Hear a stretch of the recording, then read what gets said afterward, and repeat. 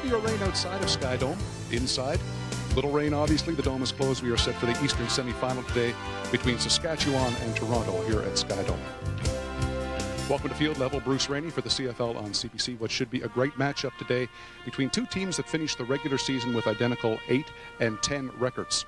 Now, they come on vastly different roles. However, Toronto has won 3 straight, and Saskatchewan has lost 4 of their last 5. With more on this game and their thoughts on what is to transpire over the next couple of hours, let's go upstairs to Mark Lee and Glenn Suter. Thank you, Bruce. Good afternoon, everybody. The big question for Saskatchewan today, can they rekindle their vaunted ground game? They began the year in a tear, averaging 250 yards a game. It's down to 140. Still number 1, though, in the CFL. Yeah, it has been number 1 since week 2 of Canadian football, and it went number 1 all the way to the end. And it's the 4 horsemen from right to left. Cedric Shaw, the slashing power back. Corey Holmes with the speed to the outside. Nealon Green, the quarterback, who's basically a running back at that position. And Chris Zarka, the bull. And on defense, this man, the ringleader, Eddie Davis, is back from injury to anchor the number 1 pass defense. Missed 6 starts. He's got a broken forearm in his right hand. Will play with a cast. He's one of only 4 defenders with experience in the playoffs. They need him. Eddie Davis and the secondary will have their eyes on Daryl Mitchell. He is the one bona fide game breaker the Argos have. He's got more passing yards than anybody else. Well, the Argos went through 7 quarterbacks this season, and despite that, Daryl Mitchell still got his 1,000 yards. They got to get him the ball to have success.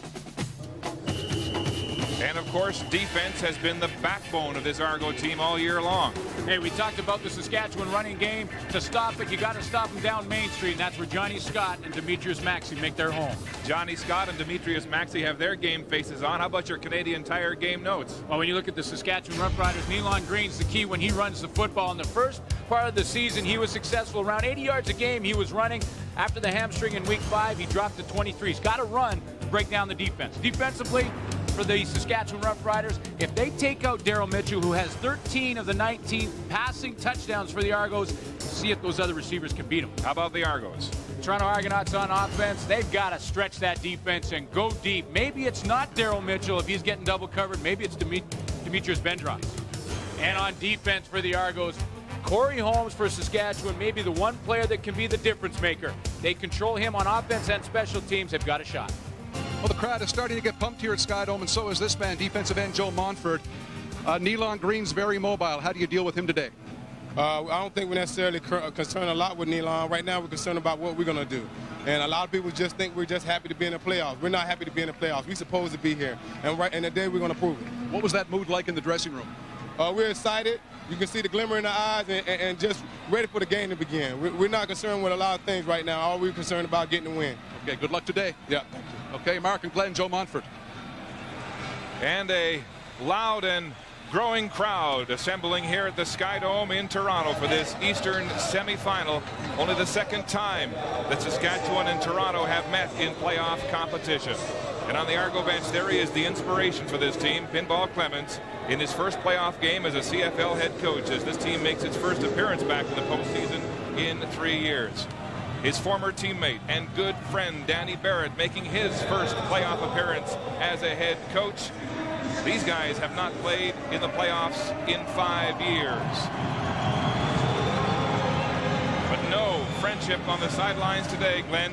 These men have not talked in the last week. Pinball saying to give his buddy Danny his mental edge. They'll stay off the phones as we take a look at this man, the quarterback, the starter for the Argos today, Reggie Slack, returning to the CFL after being out of football for 2.5 years. His career has been resurrected in Toronto, and he has resurrected the Argos. And for the green and white, Nealon Green has recovered, he says, from a hip point injury that restricted his mobility the past 3 weeks. That certainly has, and Nealon Green wants to win the big game. He doesn't feel like a quarterback gets his due until you win in the playoffs, and that's what's on his mind right now as they go to take on the Toronto Argonauts. He told me yesterday names are made in the playoffs. Witness Marcus Crandall 1 year ago, an 8-10 team. He took flack all year long and made his name with a Grey Cup victory 1 year ago for Calgary. As Noel Prefontaine, the hero, last week with that 42-yard field goal in the dying seconds, kicks it off, and we're underway in Toronto. Corey Holmes, the leading punt returner in the CFL. 1,000 yards in the kick return department has it, and he's stacked up at the 35-yard line. for decent field position to start this first opening drive for Saskatchewan as Neilon Green huddles up with his coach Danny Barrett. Barrett holds the game plan. Neilon Green executes what the coach wants done out there. Completed about 57% of his passes through the regular season, was on and off the roster due to that hip pointer injury, but maybe as important as his arm throwing the football or his legs running with the football. And he's got to run with confidence here this afternoon to try and break down that Argo defense. That's the question. Will he be running between the tackles this afternoon? Is that hip pointer fully recovered as he says he is? First play on the ground, and Cedric Shaw is stood up by Roger Dunbrack, then breaks the tackle and crashes down for a gain of about 5 on the play. Well, Saskatchewan, known for their running game throughout the season, led by Zarka, who's the blocking back, gets the ball about 9-10 times a game, and Cedric Shaw was 50 yards short of 1,000 on the year. There's the receiving core. Derek Armstrong, a Western All-Star this year, going over 1,000 yards in receiving. That offensive line, Jeremy O'Day played in Toronto in '97 when Reggie Slack led the Saskatchewan Roughriders to the Grey Cup. 2nd and 5. They'll stay on the ground. Big Chris Zarka bulldozing his way for a short gain, but they'll be shy of the first down as Johnny Scott comes up big. You know that this defensive front four for the Toronto Argonauts are pumped up for this one. Everyone talking about the Saskatchewan running game, and that's where Maxey and Scott come in. Joe Mumford leads the team in tackles. And of course the linebacking core, Reggie Gibbons. He can stop you through the air and on the ground. Great mobility, as has Martavius Houston. And there is the secondary led by Alonzo Steinauer, tied for first in the league in tackles.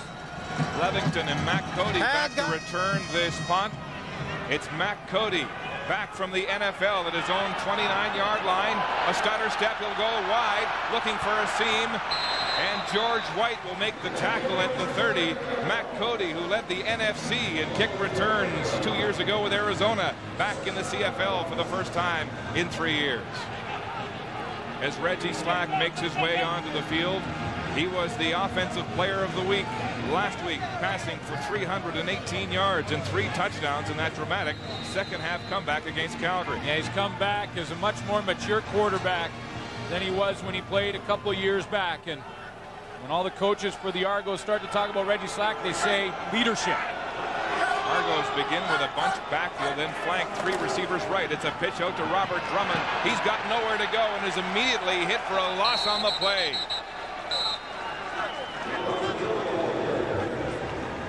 Saskatchewan Roughrider defense, Sheldon Napastuk with a big play to stop the Argos on first down as we take a look at their offensive line. Robert Drummond joined the team after a few weeks. There's the receiving core. Daryl Mitchell the key for them. 13 touchdowns of the 19 through the air for the Argos. The offensive line, Jude St. John is back in the lineup after a near fatal car accident 1 week ago. He suffered head injuries and an elbow injury, but he's been given the green light by doctors to go. Here's Slack in the air looking for Daryl Mitchell. Mitchell has it. It's complete as he goes out of bounds in front of Ladophius McCalla, but just shy of the first down. Mike, you see what they do, the Argos. We talk about the importance of Daryl Mitchell, and what they do is they leave him one-on-one on the backside. All the other receivers for Toronto are playing to the left side of the formation. Mitchell is one-on-one on Ladophius McCalla. He turns the out and hangs on to that football.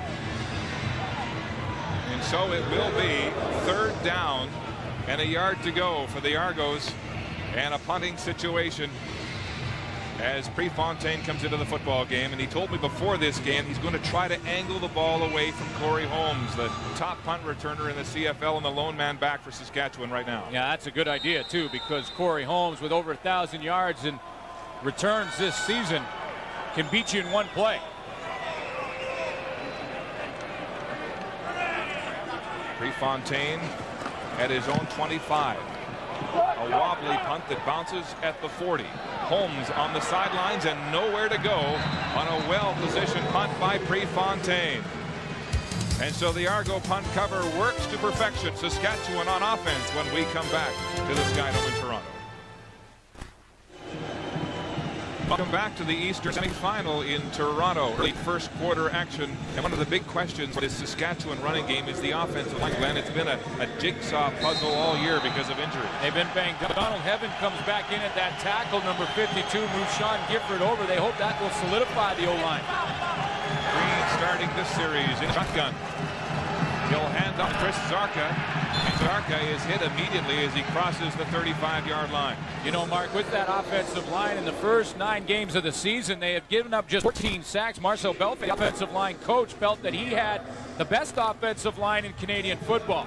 Then they went through the injury problems, and in the last 9 games, boy, they've given up 38 of their league worst 52 sacks. You can see what it's done to the running game as well. Yes, without an intermediate passing game, the defense will pin its ears back. 2nd down and 8. Hitch pass. Corey Holmes tries to escape the tackle of one Argo and finally leaks out of bounds. Joe Montfort pressures him out of bounds at the 1st down marker. Tim Kearse, the receiver coach for Saskatchewan, told me just before the game, of course, we weren't allowed to say this until the game began, but he said Corey Holmes is going to be the key this afternoon. We are going to try to get the ball in his hands as many times, as many different ways as we can. We feel he will be the difference today. It's like a long handoff, that play there, as Saskatchewan gets a 1st down, moving the ball across the 46-yard line. The Saskatchewan team had 69 yards rushing 1 week ago against BC. Again, another hitch pass, this time to the leading receiver, Derek Armstrong. He scoots across center field, and Mike O'Shea comes down from behind. Very close to a 1st down. The gain will be about 9 on the play. Well, right now, Nealon Green throwing with confidence, and he's using the quick game. You can see the protection up front right here, this offensive line. 4-man rush. They all have their man in control, and because of that, he has a lot of time to that hitch pass, get the ball in his hands and into the hands of the weapons. It looks like Green is trying to spread that Argo defense. You see the lanes there were very wide on that. So he spread the defense. Now, he decides to take the ball and run. He's got lots of room. And when Nealon Green runs, he's most effective when he's running between the tackles. That's when he can really hurt the defense for the Argos. If they continue to spread that offensive line, we'll watch it throughout the afternoon. That also will spread out the defensive linemen, opening up those running lanes between the tackles. Nealon Green can take off, go downhill. He can get up on you and get some yardage in a hurry. So they'll be just shy of 1st down.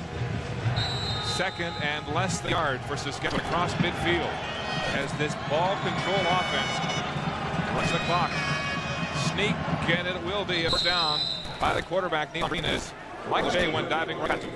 You know, it just creates the great matchup, though, when we've talked a lot about this game for Saskatchewan. Then you go to the other side of the ball. Really, their strength is in that front 4 and maybe even the front 7 with Michael O'Shea, Martavius Houston back in there, and Reggie Given. So, got Danny Barrett's strength against strength. 1st down on the quarterback sneak. Saskatchewan. Double tight end offense now as they show on. Shaw takes the handoff, breaks it, and has lots of room, and a big 1st down to the 35-yard line of the Argos. A 17-yard gain as Orlando Steinauer makes the tackle for Toronto. Talked about those lanes and the offensive lineman trying to open up the lanes in the middle. Cedric Shaw now takes advantage of a big lane to the right side of that formation.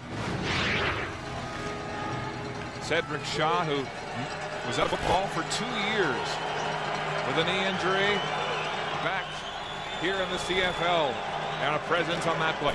They'll stay on the ground. Shaw decides to bend outside around the corner looking for the 1st down. Adrian Smith wards him out of bounds. He'll be close to another 1st down. The way that the Argos will have to stop to try and control this running game is to try and get penetration, get off the ball with that defensive line. Demetrius Maxey, Johnny Scott, Joe Mumford, and Roger Dunbrook. Last week in the game versus Calgary to get into the playoffs, those 4 had a slow start.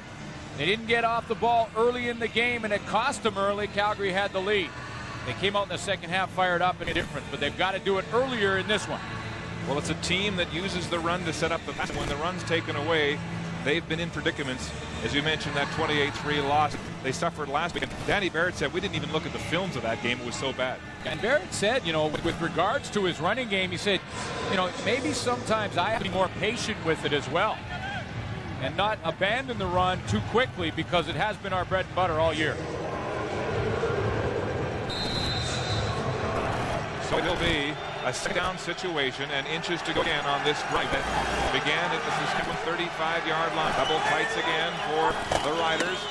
Green pushing. He was hit hard by Joe Montfort. Came across the top, but it looks like he had Joe Montfort, who had 72 tackles during the regular season, a high for him. It really came on in terms of sacks in the second half of the season. Well, yeah, he's had 4 sacks last 4 games. He's allowed to be free on the edge, and in that one-on-one situation, he made a career out of all his days in Hamilton.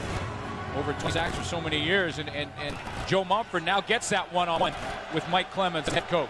See in that last one, Nealon Green's powerful legs winning the battle. Joe Mumford, first down, Green pumping, looking to the end zone, deep for Armstrong. He's got it!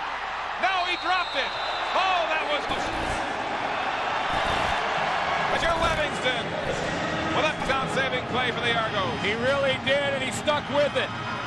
He was deep back there in that secondary, and Livingston was beat on the play.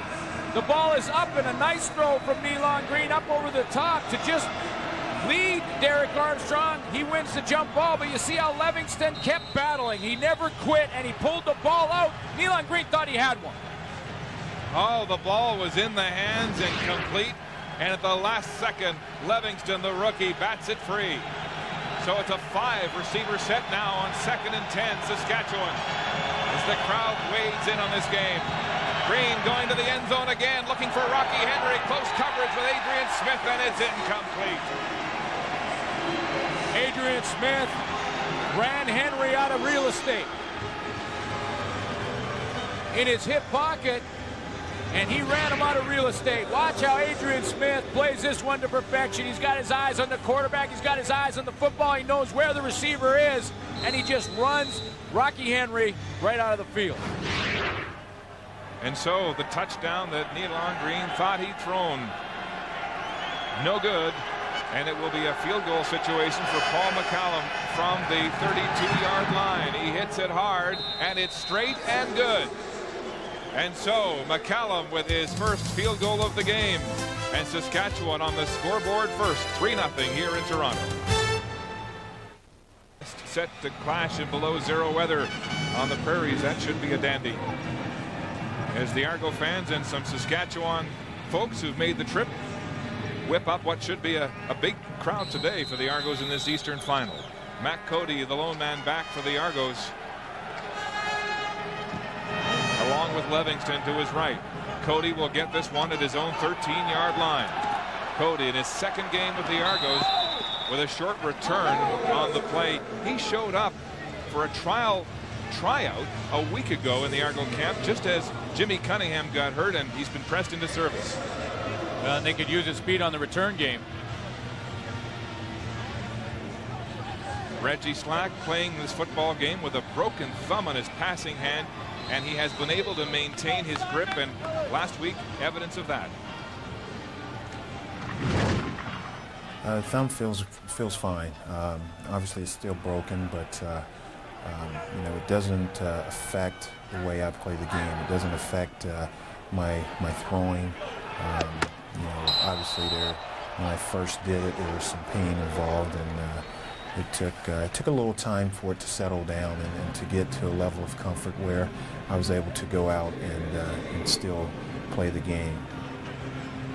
Reggie Slack with a completion and a nice tight spiral to Andre Talbot, but he paid a price. Adolphus McCalla really lowered the boom on Talbot as he caught that one, but that was over a 40-yard throw from Reggie Slack. So it looks like the thumb's okay. And he's wearing gloves, even though we're indoors, because of the tacky surface on the palms. It does help with the grip, which he says is a little bit weaker, playing with a broken thumb. Slack passing again, looking patiently, rolling now out of the pocket, pressure, and he'll throw it away. It's intercepted, but out of bounds, and there's a late hit on the play against, it looks like, Ray Jacobs of Saskatchewan. Nate Davis and Ray Jacobs pushed Reggie Slack into the signage down on the sideline. But this is why Reggie Slack is starting this game and not Jim Ballard, because of the decisions he made. He went out there, he had a chance to try and force that ball into Robert Drummond, decided not to, threw it away, and there's the late push from Ray Jacobs, and Nate Davis was right beside him. That'll keep the sticks moving for the Argos. Pinball loves the leadership, loves the fact that he's going to take care of the ball. He's not going to throw it into harm's way. He had just one pick last week in that win over Calgary, and comes into this game with only 3 interceptions thrown this year. So after the late hit, they'll move the ball to the 50-yard line. Mike Morreale into the game now at receiver for the Argos. It's Drummond on the option handoff from the shotgun, and he'll rumble for about 5 yards to center field. Well, the other thing that Reggie Slack brings to the table for the Argos is his ability to run the option. Remember, when these two teams played here in the regular season in Toronto, Reggie Slack running the option with Drummond. He'd either give it to him like he did on that last play, or he'd fake it and then take it to the outside. Running that option actually beats Saskatchewan. They haven't run it yet this afternoon, but it's one of the things that Reggie brings. It's a wrinkle that also forces Saskatchewan to prepare for it in their week leading up to this. So one more thing they've got to take care of. Slack, though, in the shotgun downfield. Bendros is open, and he can't reach the ball. Wide open down the sideline. And you don't get too many opportunities at this play because it was the fake hitch. They were going to fake the hitch out there to Ted Alford and then go to Demetrius Bendros down the sideline. Here comes the pump fake. This is the hitch to Alford. Right after that, he's going down the field to Demetrius Bendros. It fools the defense. You don't get many chances to get in behind him like that. And it's just a little too far for Bendros. Yes, in behind the veteran, Eddie Davis, with nothing but end zone in front of him. The pass a little too far. Prefontaine to punt, averaging 46.1 yards this year. And again, he'll angle it to the near sideline. It's over the head of Corey Holmes. It stops at the goal line. What a bounce! An Argo bounce! But Brad Elbart inside the 5 yards, and so it'll be no yards on the play against the Argos. So Noel Prefontaine with a beautiful punt. A 53-yarder, no return. Back at the Skydome, number 1, Noel Prefontaine has limited the number 1 punt returner, Corey Holmes, to 1 yard in 2 punt returns. Well, so now he's got Mark Drawweight on his punts. Look at it, he just pulls that ball back. I mean, he made the 42-yarder to get the Argos in the playoffs a week ago. And, you know, his opposition, Paul McCallum, today said, I think Noel Prefontaine is the all-star punter this year and the all-star field goal kicker, and Paul McCallum's had a good season. For him to say that, pretty high praise. And not a bad penalty by Brad Elbert. It's only 5 yards on the no yards to hold them down. Holmes now outside, breaks a tackle, and it's Michael O'Shea to bring him down, but not until he runs for 15 yards and a first down, Saskatchewan. Now this running game for Saskatchewan really starting to take form again, and some of that early season form. Corey Holmes just to his left. Look at the hole opened up. Donald Heaven takes his man. That's Leroy Blue. Ties him all up. That's the man at the point of attack. So Corey Holmes doesn't have anybody till he gets into that linebacking core. So their special teams ace figuring more prominently in the offense early in this first quarter. Pitch out to Holmes. He's hit, bounces off the tackle, and he'll have a few on the play. Clifford Ivory sealing from the outside, turning him in. Didn't seem like that play had the proper timing from Nealon Green. It looked like just the option play where Green's going to go down the line of scrimmage, but he doesn't really option anybody. He pitches that out in a hurry, so Joe Momford doesn't have to make a commitment. He's over there along with Clifford Ivory, and the play really doesn't have much of a chance. So the gain is 4 by Corey Holmes. 2nd and 6. Reggie Gibbons in as a pass defender. Johnny Scott out. The ball is complete to Rocky Henry. Puts his head down. He'll have the first down, and then his bulldog back across the first down marker. Good recognition, Mark, from Nealon Green to recognize where the Argos wanted to send some pressure. They have Michael Fletcher, who's basically the safety on the outside. He's going to come from this side of the formation, and that's exactly where Green is going to throw the football. If Fletcher's coming, then you know one thing. He's not back there in coverage in the drop. That's where you throw it, and that's where they get the first down. Fletcher, who doubles as a run-stopping linebacker in this defense for the Argos. But it's a first down, Saskatchewan, as the second last rated passing offense in the CFL goes to the air. No chance there. Bonner blitzing, and Nealon Green just threw it away, and there's a flag behind the play. It may well be grounding. Well, I think what they'll do is discuss it to make sure it was grounding. If the ball's thrown behind the line of scrimmage and there's no receiver in the area, it's intentional grounding. Chris Zarka was about 3 yards from where the football bounced. So Nealon Green will go and discuss that and say, listen, I had a receiver close enough, but they throw the flag first, then discuss it, and then they can pick it up and say no call. There's no infraction on the play. Number 33 was in the vicinity. Incomplete pass, second down. Bang on, sir, as referee Ken Lazarick waves off the flag on the play. Pinball Clements admitting the other day that he's a pretty intense football player for a playoff game or any regular season game. We asked him about what he's like before a game as a coach. He said, I like to smile a lot and pretend I'm not nervous. But deep down, it's churning. Well, the ground game heavily favoring Saskatchewan, and again, they're taking lots of time off the clock. Here's Green. He'll run for the first time this afternoon. Clothesline as he goes across the 50-yard line. And there's what we're talking about. Nealon Green, rather than trying to get right outside and run to the sideline, he'll get pulled up and then stop and come right down between the tackle and the guard.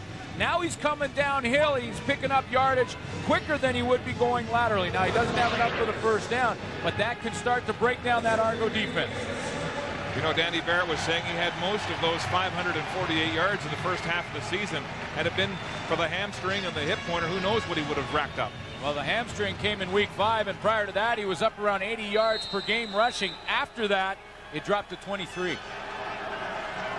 McCallum set to punt from his 40, gets it away. A nice high punt to Matt Cody at his 20. Cody is caught, turns back, looking for some blocks, and he'll have a couple on the return. A 38-yard punt by Paul McCallum and a 2-yard return, and there's some pushing and shoving after the whistle. You know, it's not a surprise that it's close and it's a low-scoring game early in this one, because I think in a game of this magnitude, when you get into the playoffs, coaches don't have to make the pregame speech. The intensity is there. The defense's advantage is that intensity. Reggie Slack back on offense as we join Bruce.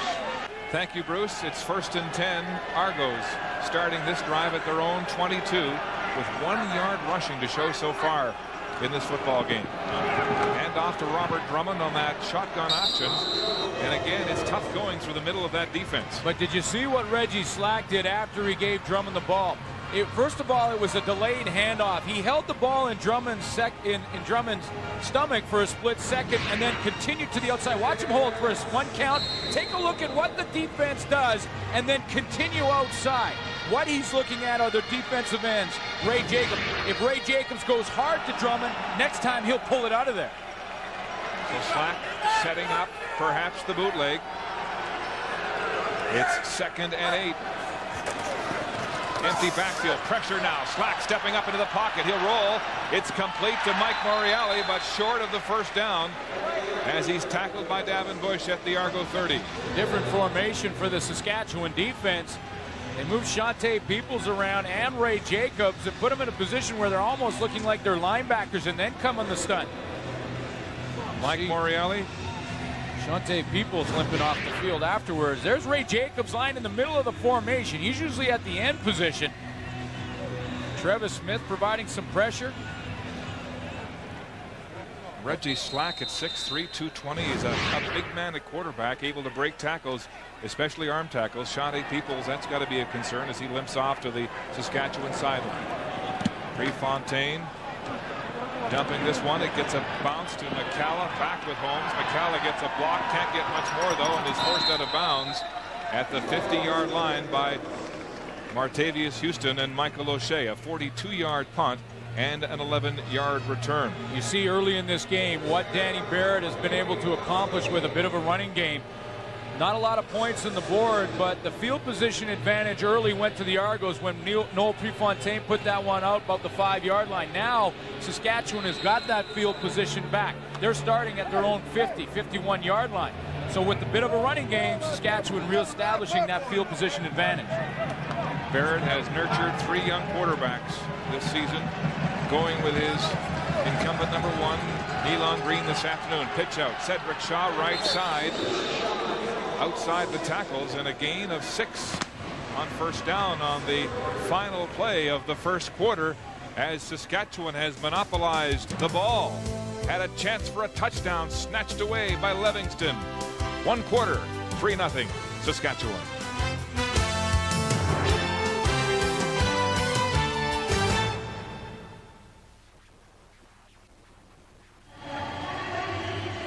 Well, just as you thought, the four horsemen are having their way so far in the first quarter of this football game, with Saskatchewan a huge 71-yard to 3-yard rushing advantage over Toronto. Corey Holmes, Chris Zarka, the Bull in the middle.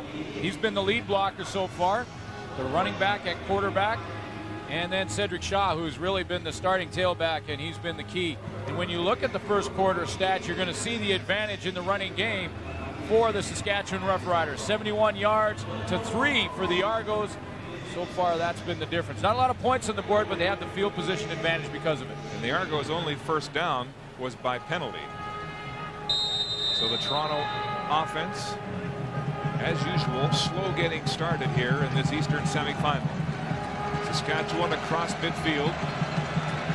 Second down and 4 on the Argo 53-yard line. It's a 5-receiver set for Saskatchewan. Shotgun formation. Green firing. Holmes hit hard. He had it, then dropped it. They'll wave it off as incomplete as Adrian Smith came with a wallop. Adrian Smith was playing zone defense. In the zone defense, that's where you want the quarterback to throw the football. Now for Nealon Green, on the other hand, he's got to get the ball out of there quicker to give Holmes a chance to turn around with it. He caught that football right as he was being hit by Adrian Smith. Pretty good timing from the corner. So Adrian Smith, the 9-year veteran and an Eastern All-Star again this year, with a big play to knock what was going to be a completed pass loose. And Saskatchewan will punt. McCallum just gets it away. Clifford Ivory diving. Matt Cody at his own 13. Good punt cover by Saskatchewan. As George White and Terrence Melton were in to smother that return, holding it to just 6 yards on a 41-yard boot. Football is always a game of real estate and whether or not you can get that field position advantage. Clifford Ivory coming from the right side of your screen. He is so close. He blocks that one, and the Argos have that field position advantage right back. As it turns out, it just gets out of there. And now Saskatchewan, with a 2-and-out, get a chance to even pick up some more field position. And it looked like McCallum was angling that punt right as it was. So right into the face of that block. That was close. Poor field position for the Argos, starting this drive at their own 17. Slack with lots of time. Now he'll roll right. Here's some pressure. Throwing off his back foot. Morreale. Oh, he dropped it. Mike Morreale going high, but can't hold on. You know, Mike Morreale as a receiver probably did the right thing. I mean, he went back towards the football. He felt that he wanted to win that race. The ball was hanging up there a little bit. Reggie Slack didn't like what he saw on the play side, so he went back to the opposite side of the formation. Now, Morreale came back to the ball. When he did so, I think he got too close. If he stays closer to the sideline, he probably makes that catch. So it's 2nd and 10. Argos. Pressure up the middle. Dumps it off. Daryl Mitchell with speed. Oh, and he's hit hard. Right at the first down marker. Adolphus McCalla rocking as the defensive backs make their presence felt here today. Wow. They are throwing those pads around right now. Adolphus McCalla this time sitting back on the opposite side of the formation. This is Daryl Mitchell's play. He does this one 4 or 5 times a game. And look at McCalla, who's not a big guy. No. 5'8", 183 pounds, and that's his second big hit of the game. The gain is 12 yards, though. And Shawnee Peoples is down again as McCalla revels in the glory of that hit. We saw him limping off from the last series. The rush in for Saskatchewan. The one thing that is guaranteed in a playoff game is that the intensity is there. I mentioned it a little bit earlier, but you don't have to, as a head coach, give much of a pregame speech in the playoffs. And they're looking at right now Shante Peoples' right knee, checking out its stability.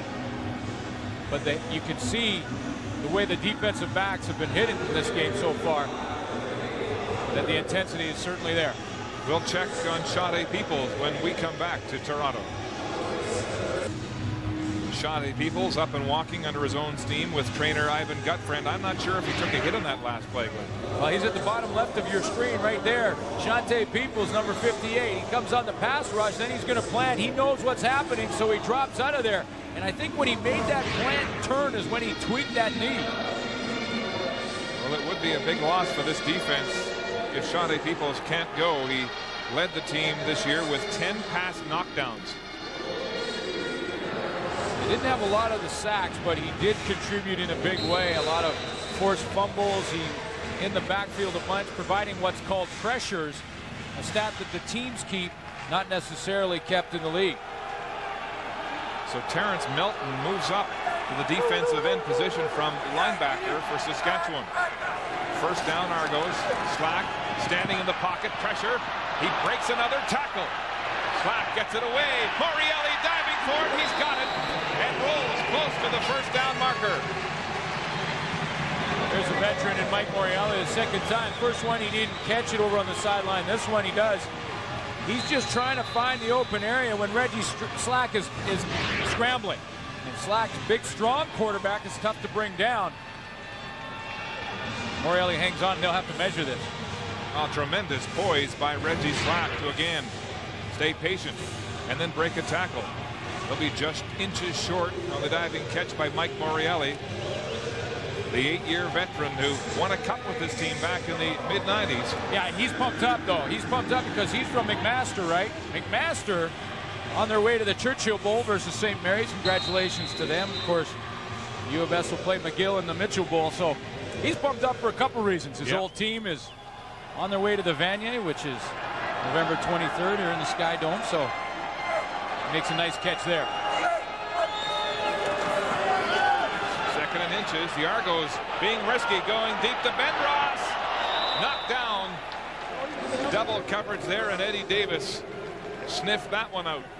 You know, there's only 4 defensive starters for the Saskatchewan Roughriders that have playoff experience. Eddie Davis is one of them.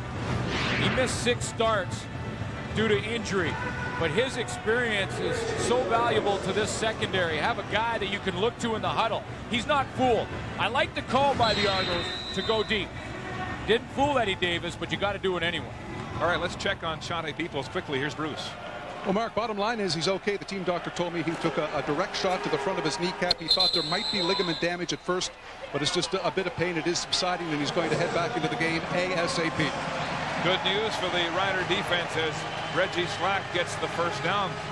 Looked like he fumbled that ball, but the whistle had blown. Reggie Hunt came up with what he thought was a fumble. Take a look from the top. Slack will come in this side. And when did he get rid of that football? The ball comes out of there right about there. So the officials were marking the spot, and that whistle had blown. Reggie Hunt, who led Saskatchewan with 3 fumble recoveries. He's always in the neighborhood. Again, that option handoff Drummond, but he was wrapped up almost as soon as he got the ball. I think both right now, Saskatchewan's offensive and defensive line have the advantage. They are at this point winning the war in the trenches. We saw the running yards from Danny Barrett's offense, and now the defense on first down starting to set a tone. You see Shante Peoples and Nate Davis in the middle. They're starting to pick it up and control that line of scrimmage. Peoples back in the game. Here's Slack waiting downfield. It's intercepted. McCalla has the ball for Saskatchewan. Reggie Slack with an uncharacteristic pass into coverage and a turnover for Saskatchewan. Ladavius McCalla has put together a game today. A couple big hits and now the interception. His first of the season comes in his first playoff game for the Roughriders. Saskatchewan on offense and threatening when we come back. Number 1 pass defense with a huge interception. Pass coverage comes in stages. You got to stay in your back pedal. McCalla does that. He reads the quarterback. He does that. And then the third stage is to beat the receiver to the football. And he certainly does that as McCalla steps around Andre Talbot for the interception. Looked like Talbot stumbled for a moment there. So McCalla with his first pick of the year. And the Ballhawks making their presence felt against the last-ranked passing offense of Toronto. Double tight end formation. First down. Green, deep handoff to Cedric Shaw. Shaw twisting and turning, and Antonius Bonner comes up to make the tackle after a gain of 7. Well, the interception at least sets up, at the very least, for Saskatchewan field goal position because they're in McCalla's range right now. That's, again, Saskatchewan establishing the running game. This is a defense in Saskatchewan that sort of prides itself on consistency rather than the big play, and they've got a couple of big plays from McCalla already. Second down and 3. Handoff, Shaw breaks a tackle, twisting again. Shifty footwork for a first down, Saskatchewan. Was it ever? Was it ever? Now that's a move that you can't coach, you can't draw it up, you just have to rely on the talent of your running back.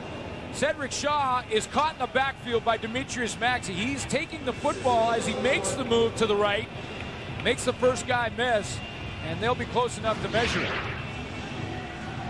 Well, there were those who pronounced his career over after double knee surgery. He missed 2 years, cleared his head. He comes back, and he doesn't play with a brace. That's how confident he is. And he's been looking sharp here in the first half. Look at him, motivating this offense. He's a quiet, almost brooding type away from the field, but on the field he seems to ignite. See the intensity in that Saskatchewan huddle right now. They've got to take some advantage with points now of the field position they've had in this first half. First down from Shaw. Riders threatening as Nealon Green audibles at the line of scrimmage. He'll stay on the ground. It's Shaw trying to get outside, but the Argos swarm him for a loss on the play. Demetrius Maxey on the tackle. We talked about the keys, the game notes for the Toronto Argonauts were those two inside guys, Johnny Scott and Demetrius Maxey. So Maxey gets beat on the last one, comes back and makes up for it on this play. But he uses Johnny Scott to help him. 72 right there in the middle. He gets the pressure up the middle. That forces Cedric Shaw to the outside, and that's where his partner, Demetrius Maxey, is sitting. It's a loss of 2 on the play. Second and 12, Saskatchewan.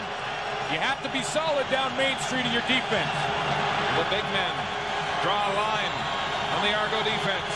Passing, pitch pass, complete to Holmes, breaks a tackle, and then Montfort tracks him down from behind at the line of scrimmage. Now there's some quickness from Joe Montfort. Corey Holmes is the game breaker for the Riders. He's got the speed. Over a 7-yard average this year from the backfield. And he's in a foot race to the corner, trying to outrun Joe Montfort to the corner after that move on Michael Fletcher. Now he's got to get outside, and Montfort doesn't let him do it.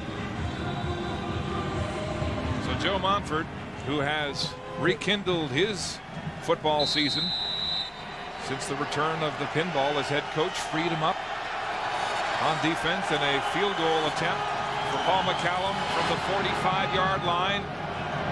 Hits the goalpost. Oh, boy. No good. And so a promising drive ends with nothing to show for it. McCallum hits the goalpost from 45 yards out with 8:12 to go in the second quarter. Half, Roughriders lead the Argos 3-0. A reminder, you can help Chris Walby select the Ultimate Warrior, the top dog on his 5th annual Walby Warriors team, by logging on to cbc.ca/sports and look for the CFL on CBC's site. Mark. Pitch pass. Ed Alford hangs on, but that was dangerous inside your own 20. Well, one of the Warriors for Chris Walby could be Ladolphus McCalla so far in this first half, and this secondary is making a statement for Saskatchewan. Richie Hall prides himself on this secondary. 2 years ago, this secondary gave up over 40 touchdown passes. They kept them together and they kept the faith in them. And this year, they gave up less than 20. Small secondary ranging in weight from 160 pounds to 183, built on speed. And it has come of age this year, leading the CFL against the pass. Slack with time. Now he's pressured. And Shante Peoples back from injury. And a big sack. Eddie Davis, Mark, and Omar Morgan put a blanket on Demetrius Bendros and Ted Alford. And because of that, and because of the coverage, Reggie Slack had nowhere to throw the football. Shante Peoples still laboring on that leg. Here's Reggie Slack. He looks to his left. He wants Bendros or Alford. And guess what? No one is open. And on the opposite side, you know one thing, Daryl Mitchell's going to get some double coverage, and he does. There's Reggie Hunt on the inside. He's a linebacker. He takes the inside in the short patterns. Defensive back takes the deep stuff. So Prefontaine standing at his own 3-yard line. Holmes and McCalla back for Saskatchewan. And he puts the boot to that football. Holmes at his own 43. Outside. There's a corridor there. Breaks some tackles and more. And finally run down at the Argo 42-yard line. A 49-yard punt, but a 25-yard return. And the Saskatchewan Roughriders go on offense when we come back. Nealon Green says he came here today to make a name for himself in the playoffs, nursing a 3-0 lead. This game is looking a lot like the first encounter here in Toronto during the regular season. It was 3-0 after one quarter and 6-1 Saskatchewan at halftime. And the concern for Green and Danny Baird right now is with the field position they've had, not putting any points on the board. The last time they did that, they lost the football game.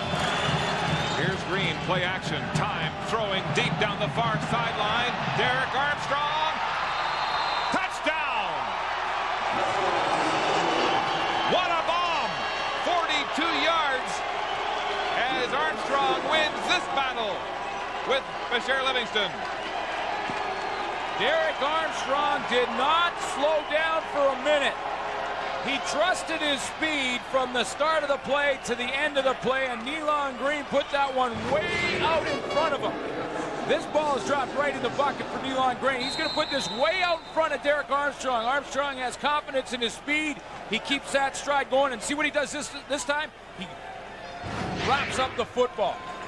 Right, the last time he left it unprotected, it was swatted away by Livingston on that opening drive and what looked like a sure touchdown.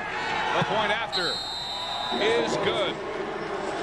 And so the Roughriders under the strong arm of Nealon Green, who's all fired up. All my peoples in YO, Yonkers, it's about to get serious, man.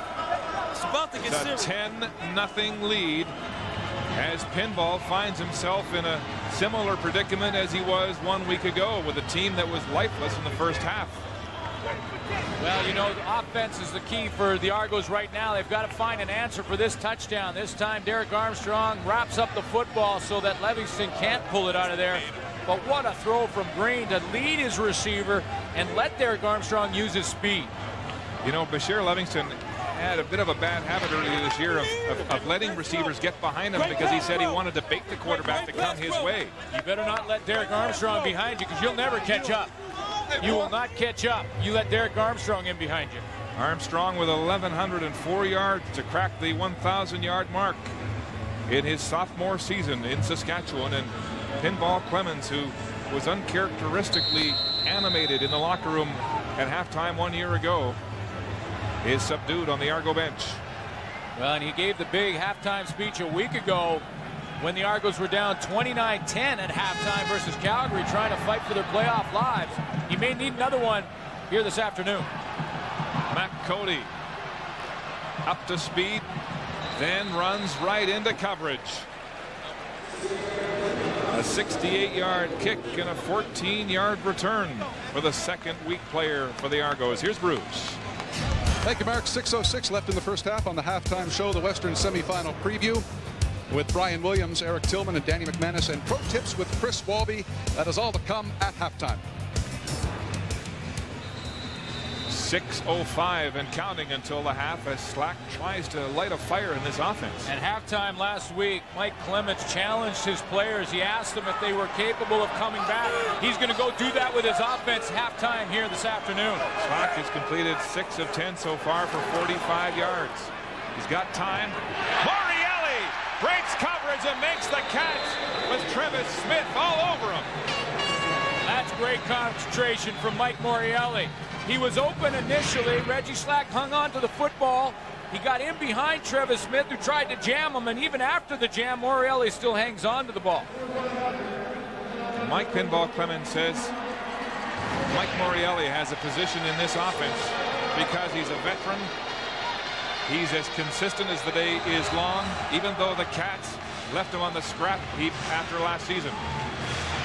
Was moved around through the regular season from a wide receiver, tight end, and then back into his more comfortable slot back position. And that's where he's had the most success. Big first down for the Argos. 4 receivers to the right side. Slack back to the left side. There's pressure. Breaks the tackle now. Pressure from Melton. Gets it away. Oh, and Talbot is rocked. Andre Talbot by Omar Morgan. This secondary in Saskatchewan, I'll tell you one thing, as a receiver for the Argos, they're making you pay for it, and they're making you earn every catch. Because even if you don't catch it, whether you catch it or not, Saskatchewan secondary is hitting you. This time it's Omar Morgan's turn, comes all the way across the field. Talbot's kind of hanging there, waiting for that one to come down, and ear hole. Richie Hall wants consistency out of his secondary. He's on the right of your screen right here. He's getting it right now from that secondary in Saskatchewan. Argos with a change-up on offense now, going to no huddle in the final 5 minutes of this first half. Slack rolling the pocket. There's pressure again. The pass to right behind him. Here comes Melton, and Slack will just throw it away. And so this hungry Saskatchewan defense is giving the veteran Slack fits. One thing that Mike Clements in his halftime speech will probably go over to the offensive line, that group right there, and you say, guys, that's basic pass rush there. We've got to seal that better. Reggie Slack has not had a lot of time to settle down in the pocket. Robert Drummond again beat on the block there from behind as Napastuk came rolling in along with Nate Davis and Melton. And so it's a punting situation. Prefontaine at his own 38-yard line. Hammers this high punt deep to Holmes, trying to pin him on the sideline again. Argo cover there, and it works to perfection as Michael O'Shea runs him out of bounds at the 20. The return only 5. Closed captioning of this program has been brought to you by GMC. GMC, building legends. Well, the warhorse, Michael O'Shea, who plays special teams and every down on defense with a big tackle there. 11 playoff games to his credit. He has tremendous experience, which is so valuable to that huddle for the Argos. What the Saskatchewan Roughriders will try to do, though, the rest of this game is to isolate O'Shea on Corey Holmes. They feel that they can get Holmes out of that backfield, and O'Shea goes to cover him. They have the advantage. Well, for the first time in this game, Hamilton, or rather Saskatchewan, starting with poor field position. Play action, a good fake as Green rolls, and it's complete to Derek Armstrong at the first down marker in front of Bonner. Demetrius Maxey is so worried now about Cedric Shaw because of the success he's had in this first half that he bites that fake hook, line, and sinker. He just flies down in there from this side of your screen. Demetrius Maxey, 91, is in the backfield, but the ball isn't there. Nealon Green has it outside to Derek Armstrong. It's an 11-yard gain, and the play action has been set up nicely by Nealon Green and Danny Barrett in the Saskatchewan offense. Green, empty backfield. Hitch pass to the short side.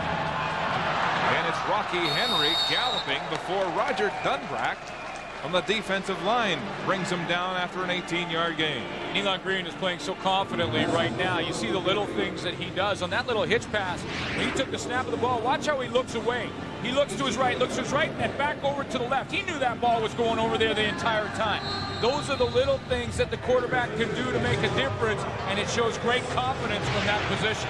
Glenn, the Saskatchewan game plan is operating to perfection right now. They've had time to set up drives, set up the play action. The Argos, on the other hand, have not had much success at all to set anything up. This time, the handoff is to Holmes. He rolls off a tackle, and again, it's O'Shea having to make the tackle deep and close to a first down. Well, it's pick your poison right now, and that's Saskatchewan running game. So the Riders' offense in full gear with a 10-0 lead in Toronto.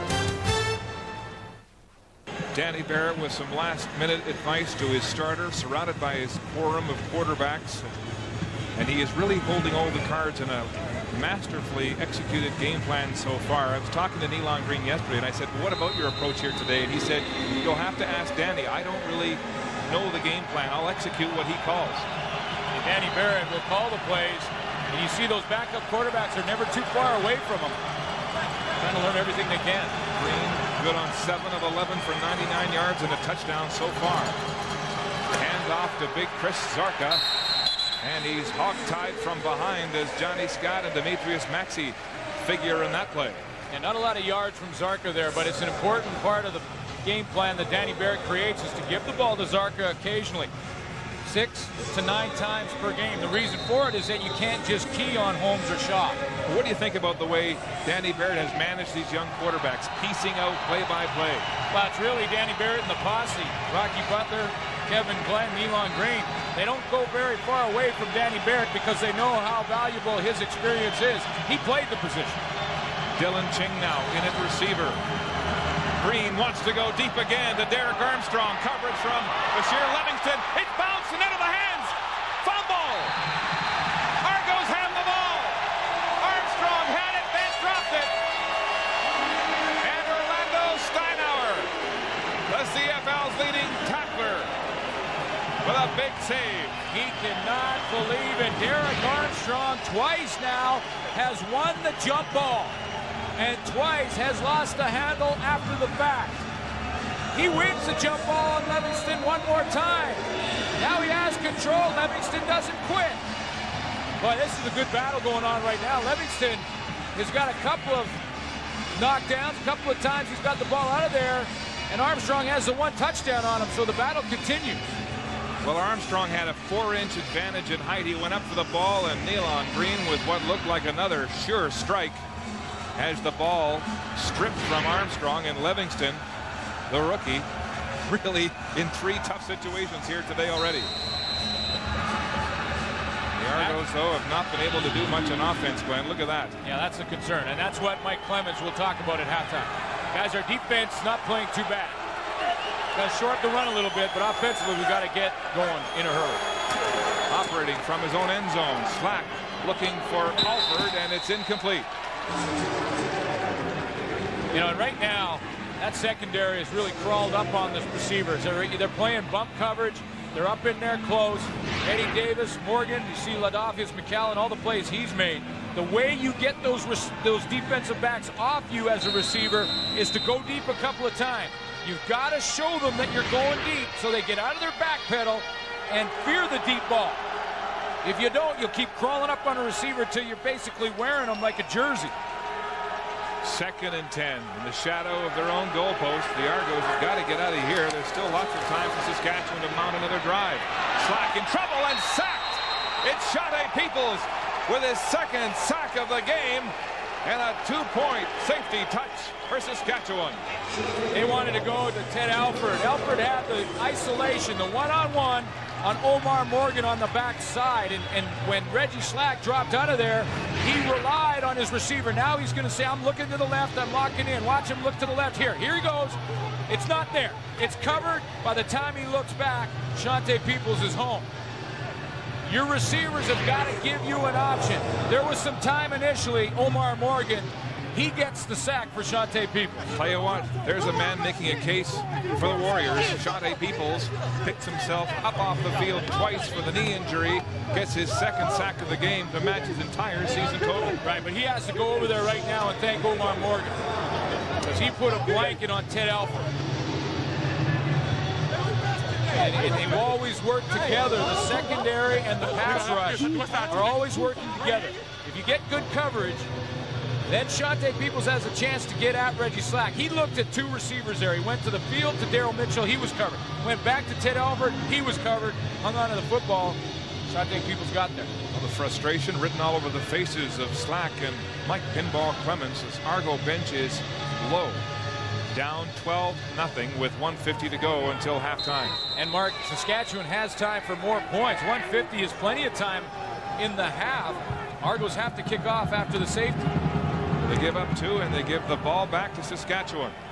Corey Holmes at his own 13-yard line with a burst of speed looking for a seam, and he's brought down at the 35-yard line with 1:43 to play until halftime. A 22-yard return. I'll tell you something too. I mean, when you look at the first half for the Saskatchewan Roughriders, they're moving the ball along the ground. They had the field position advantage, and earlier you see the missed field goal and the punts. Earlier they weren't taking advantage of that with points. Then they got the touchdown to Derek Armstrong, and then Armstrong fumbled down on the 5. So moved the ball successfully. Haven't finished as often as they could have, or this would be a blowout already.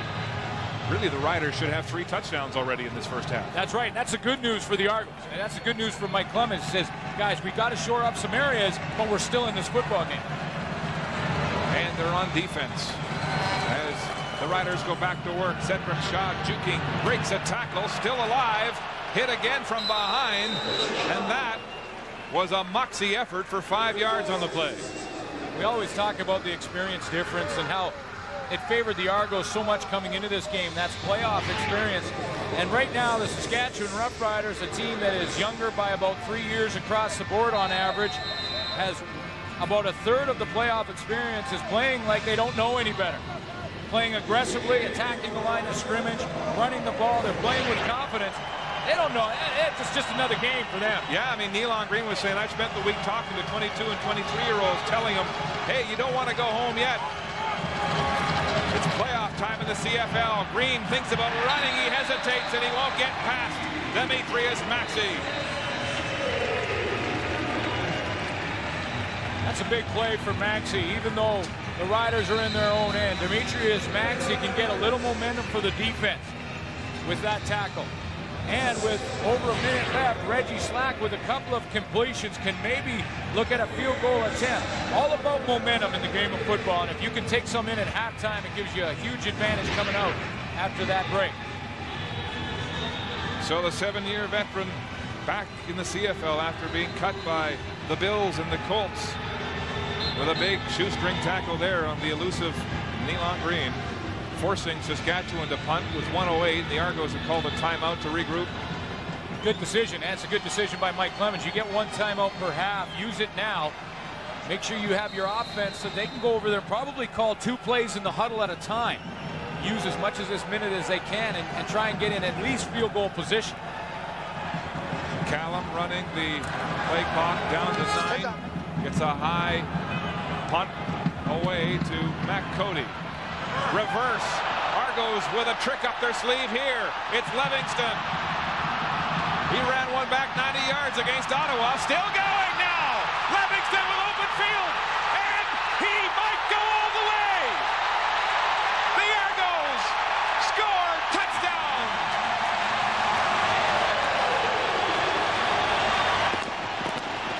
A 76-yard return.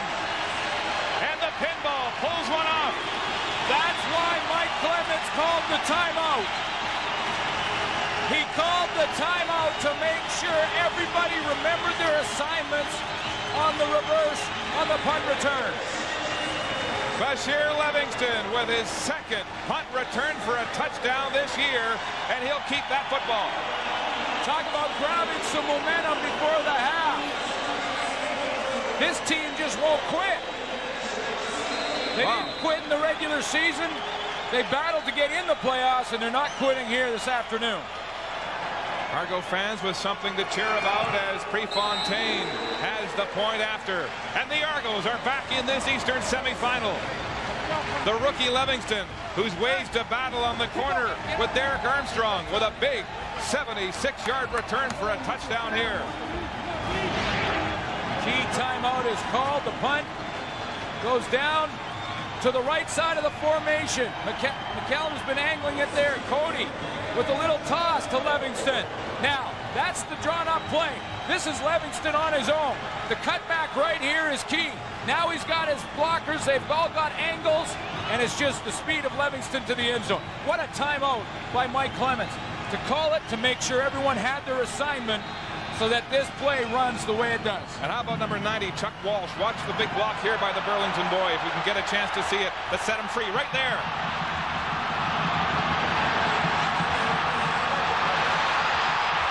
So Bashir Livingston ran about 150 yards to gain 76. The punt return for a touchdown. And the pinball is smiling for the first time this afternoon. Wow, he is excited, and that's a good call by him. Jim Ballard, the backup quarterback, right after Livingston hit the end zone, turned to Mike Clemens and said, great call. I watched him do it because Clemens not only decided to call it, but called the timeout to make sure everybody knew their assignment. So what a day so far for the rookie from Eastern Washington University. And one of the defensive linemen, Scott Schultz, is down. Yeah, and this is a bit of a concern with Shante Peoples on the limb, still playing. On the limp. Now Scott Schultz is your backup. He's down. Looked like a cramp. Now Danny Barrett has controlled this football game. He just hasn't put the points on the board when he's had the opportunities, and now he's looking at an all-out brawl in the second half. And isn't that got to be disappointing for him? Control the football game. The Argos haven't been in it, and with one big play, they inject themselves back into this playoff game. Just like a lot of their wins this year, the Argos have been beaten in statistics to find a way to scratch it back. And how about Livingston so far in this game? Derek Armstrong has been going up on top when Livingston's been playing the corner. He's been battling that matchup. He's won a couple of battles there. He's given up one touchdown. He forgot about that in a hurry. And Darryl Ladrolin, the special teams coordinator, says, let's give him the football. This rookie doesn't know any better either. He's forgot about that deep one he gave up, and he makes a big play for the Argos. A brilliant call. As the Argos set to kick off to this man, Corey Holmes, and he's a game breaker too. A line drive. Kennedy Nikiasen fumbles it, picks it up at his own 20. Nikiasen scrambling, and that is drilled. It's Mike O'Shea, the yeoman for the Argos. A 60-yard boot and an 18-yard return. And the Riders really they don't have to be concerned about too much at this point, especially offensively. They're executing the game plan that they brought in, and that's why you see Danny Barrett. Okay, now this is where you face some adversity. You see the smile from the head coach as he talks to Nealon Green. You know, when you face adversity, it's not as much fun on the sideline. However, in order to be a champion, to move to the next level, every team faces that adversity, and it's how you deal with it that determines whether you win or lose. Well, now Nealon Green's in a football game as the Argo medical staff attend to Chuck Walsh, who had a key block on that punt return by Livingston. Walsh back on the roster this week. A special teams player who treats starting on special teams as a full-time job, is not one of those egotistical players who worries more about starting at linebacker. Now Danny Barrett composing his young quarterback as he's done all season long. You know, I got to remember I've been in that position before, and all you want is an opportunity, you know, to get into a rhythm. And I would allow him every opportunity to get into a rhythm so he can be the type of explosive quarterback that he is. And Nealon Green has said he has benefited from this former quarterback's advice. He's learned more this year about reading defenses than he has in his whole career up here. Well, I don't think you can emphasize enough the importance of having your head coach and even your position coach be a player who's been in the battle and a guy who's been out there in the huddle. He knows what it's like to get pulled. He knows what it's like to get in a rhythm. He knows what it's like when the offense is struggling or faces adversity. And so when you look at a coach like that, it comes from experience. And you know what he says, if you listen to him and you learn from him, you're going to end up having success in the league. And that's why these quarterbacks have started to really develop under Danny Barrett. So Barrett down on one knee as his offense goes to work with 34 seconds to play in the opening half. Nealon Green passing for 147 yards, 8 of 12. Terrific start for him. They'll stay on the ground, play it conservatively. It's Cedric Shaw. Look at that. Finding room, breaking another tackle. It was Mike O'Shea. He went right past. And finally, he's wrestled to the ground after a gain of about 13 yards and a first down. Well, now with that run from Cedric Shaw, Danny Barrett can go back with his receiving set. He can line up, maybe get a hurry up, get 2 or 3 plays, and line up for a field goal. Try and take some of that momentum back from the Argos. But that Cedric Shaw run is the reason he can do that. Shaw has been dancing in the first half, busting tackles. Been a force and a leader on this young offense. Behind a beaten-up offensive line that's come to play this afternoon for Saskatchewan.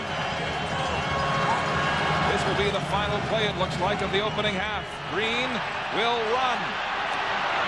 He's hit hard by Mike O'Shea at center field. And that will be the final play of the first half as the gun sounds. Pinball Clemens is first to the Argo locker room.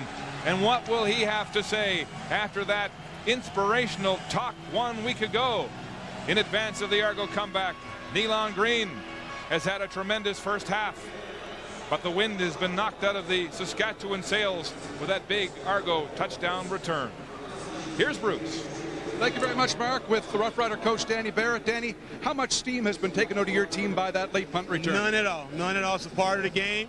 And I see guys walking off the field, their hands on their hip on the other side of the football. So it hadn't taken anything out of our team. We came here for one thing only, and that's to win the football game. We got 30 more minutes and take care of that. What about a word or two on your secondary? The hits have been huge. Exactly. And we got a good defense. We got unrecognized across the league this year. So our guys are making a statement today. Good luck in the second half. Thank you very much. All right, Argo coach Danny Barrett, actually Rough Rider coach. And coming up, Brian Williams, Eric Tillman, and Danny McManus, our panel in Winnipeg, when the CFL on CBC continues.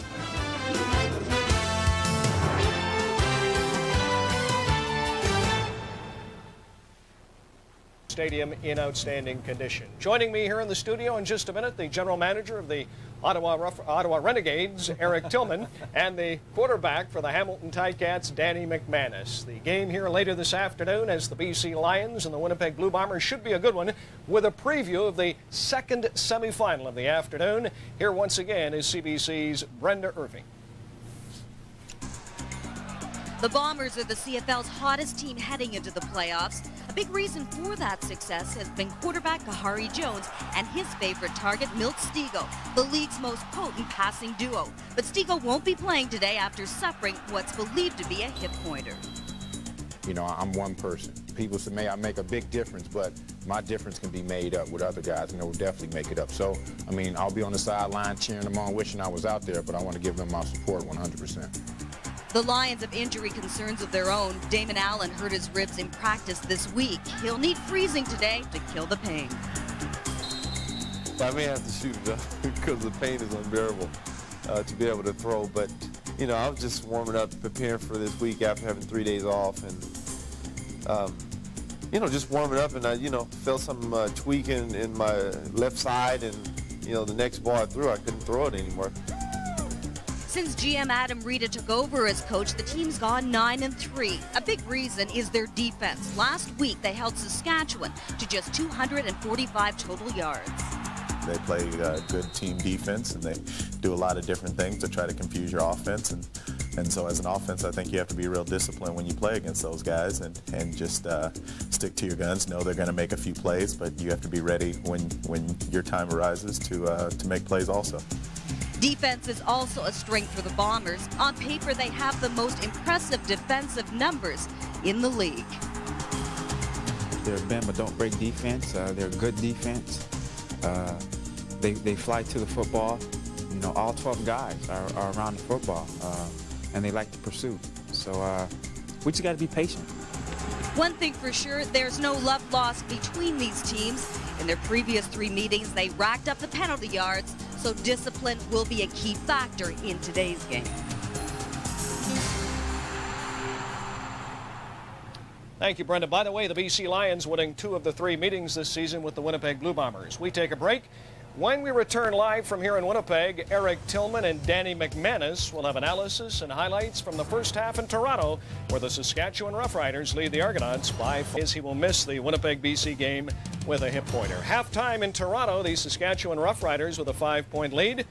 The general manager of the Ottawa Renegades, Eric Tillman, the quarterback of the Hamilton Tiger Cats, Danny McManus. Let's take a look at some first half highlights. You predicted that Saskatchewan would have to try and run the ball, establish the run to set up the pass. I think they just want to get back to what they were doing earlier in the season. That's the bread and butter, is their running game. They were able to establish that with the 2 tight end set. You see Corey Holmes doing a great job on the run. He's making people miss and then getting downfield. That's one of the things that is the brightest part of Saskatchewan's offense right now, is that they're moving the ball on the run. Everyone talks about defense. They talk about 2 teams we'll see here later this afternoon, Winnipeg and BC. But you said prior to this game, in particular, when you talk about pass D, don't overlook Saskatchewan. Yeah, and Danny Barrett addressed it at halftime. He talked about that. He thought his defensive crew got overlooked a little bit. And you look at the interception here, McCullough just does a great job stepping right in front of it. And when you got guys who like that can anticipate where the pass is going to be and make big plays, it sets up your offense perfectly with the short field. Now, you talk about big plays. Eric Tillman said prior to this game, look out for special teams, in particular Saskatchewan special teams, and in particular Corey Holmes, and that's what we saw. Well, Corey Holmes is definitely a special player. We talked about his impact on the game and field position and how important it is. And you're going to see both Corey Holmes and his impact right here. A great return. This is a young man. Roy Shivers deserves a lot of credit for bringing him into the game, but he sets a very favorable field position. The first play, they go up top, go vertically, attack the Argos, go to Armstrong, get 7 points. When you get a big play, when you capitalize on field position, go for the throat. They did that. You know, they had a great opportunity in this first half to put this game away, and they didn't, but they have certainly made a lot of big plays, Brian. Yeah, They had an opportunity. It was Armstrong with a drop and a fumble. They should have had 2 more touchdowns. Now, on the other side, we talked here, and the guy said, look, maybe the Toronto defense will be tired. Danny said, yeah, on the other side, if Toronto gets a big play, look out, it could break the momentum for Saskatchewan, maybe destroy their spirit a bit. And let's have a look at the Bashir-Livingston play. Well, the one thing it does, it helps them in the locker room here at halftime. They might have been going into the locker room feeling pretty bad about their performance, but right now this is an instant boost of adrenaline that's going through the Toronto locker room, and the second half is going to be pretty exciting. In that second half, Eric Tillman, what do you look for? Well, I think the first thing that Toronto's got to do is find a way to give their quarterback some protection. I mean, right now, it looks like water going through a screen door right now. It's hard to throw the ball when you're sitting on your butt. But you know, the bottom line is that they were down 12-0. Saskatchewan had all the momentum, played an outstanding first half, but by making that play right before halftime, they changed the dynamic. It's 12-7. It's anybody's ball game. It is semifinal Sunday here in CBC, halftime in Toronto. In less than 90 minutes from here in Winnipeg, we'll have the BC Lions and the Winnipeg Blue Bombers. Livingston with a big play. This is going to be interesting. Second half coming up after this.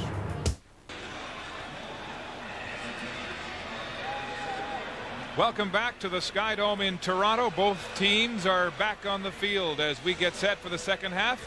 Right now, let's go to the Argo bench, and here's Bruce with Argo head coach Pinball Clemens. Thank you, Mark. Here is the Pinball. You're becoming somewhat famous for your halftime speeches. What was said today?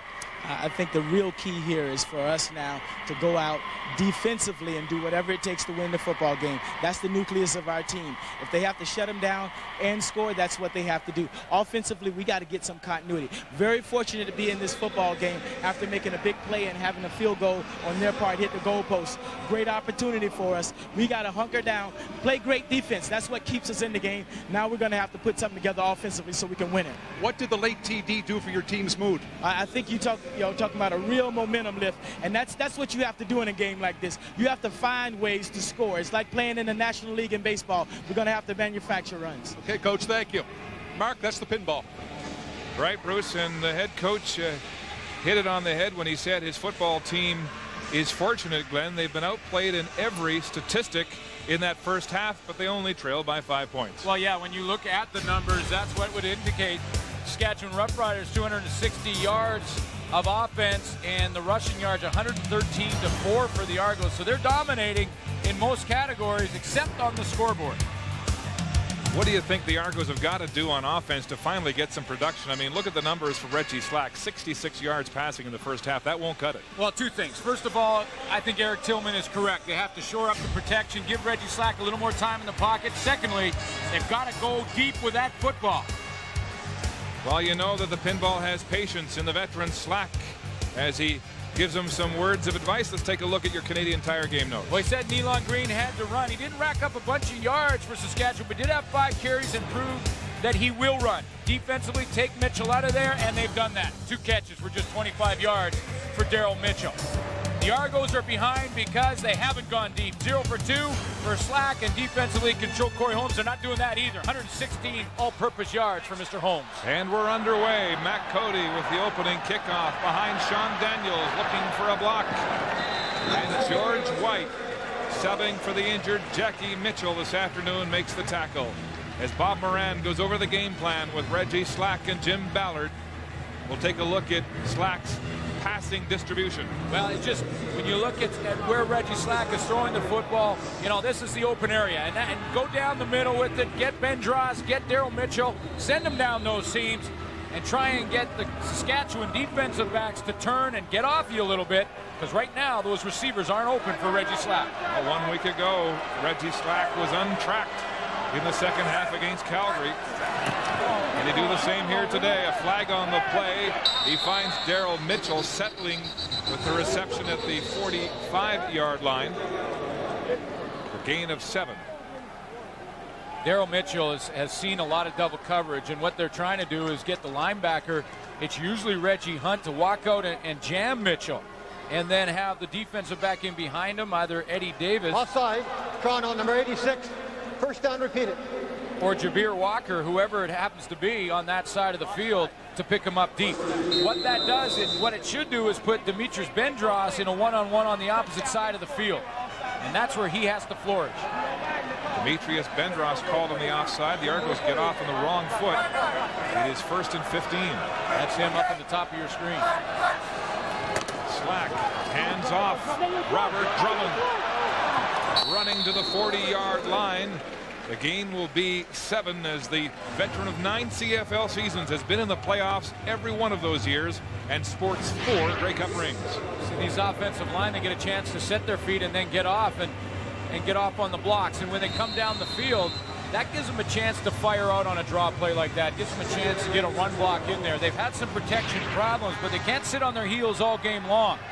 Offensive linemen need to fire out every now and then. So after the gain of 7, it's 2nd and 8 Argos. Ball at their own 40-yard line as they've been completely outrushed. Pressure. Slack gets it away. Oh, a great catch by Mookie Mitchell. And a first down at center field. Slack, though, what poise under pressure. Yeah, just lock in. Lock in to Daryl Mitchell. And you see he's had some double team. This time Saskatchewan decides to go to zone defense, so he's not being double teamed. Little jam there by Davin Bush, who's playing linebacker on the play. And then Bush lets Mitchell get back into the middle. Whenever Reggie Slack sees zone defense, he's going to go right to Daryl Mitchell.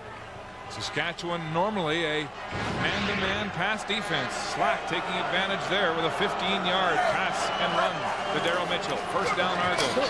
Slack in the pocket. There's some pressure. He's sacked. Nate Davis puts his meat hooks into the Argo QB. Well, this time I think Reggie Slack had the play called that we're talking about, and that's the deep pass to Demetrius Bendros. Bendros is the 3rd receiver. You saw him just flash to the left of your screen. You see him lock in there. Reggie Slack's looking for him. Bendros is not open. He's being covered down the field by Davin Bush, who's the linebacker who walks out, and he's right on him along with safety Jason Mallett. Davis with the 3rd sack of the game for Saskatchewan. And the Argos have got to get some protection for their quarterback. 2nd down, 18 to go. Slack rolling the pocket. It's incomplete. There's a flag on the play as Andre Talbot was manhandled before the ball got there. Omar Morgan looks like will be the defender called for that pass interference. Yeah, and see, in fairness to this offensive line in Toronto who've come out in the second half, I think on the last 2 plays, Slack has had some time. He took a sack to Nate Davis. There's no question, but that's again a covered sack. And on that last play, he had time on the rollout to deliver the pass. Omar Morgan was all over the receiver. Saskatchewan, number 3, first down. See Reggie Slack looking at his wristband. He's got his situation plays on the inside of that wristband. First down, 2nd between 3 and 7, 2nd and 8 and long. As we take another look at the interference, Talbot has been roughed up a couple of times in this football game. See how aggressively Omar Morgan is playing that out? If Talbot runs an out and up, the Argos may have a play. Danny Barrett saying his secondary has not gotten the respect it deserves this year. Here's Slack with more pressure going deep. Bendros open. He's got it. No, they'll leave it off.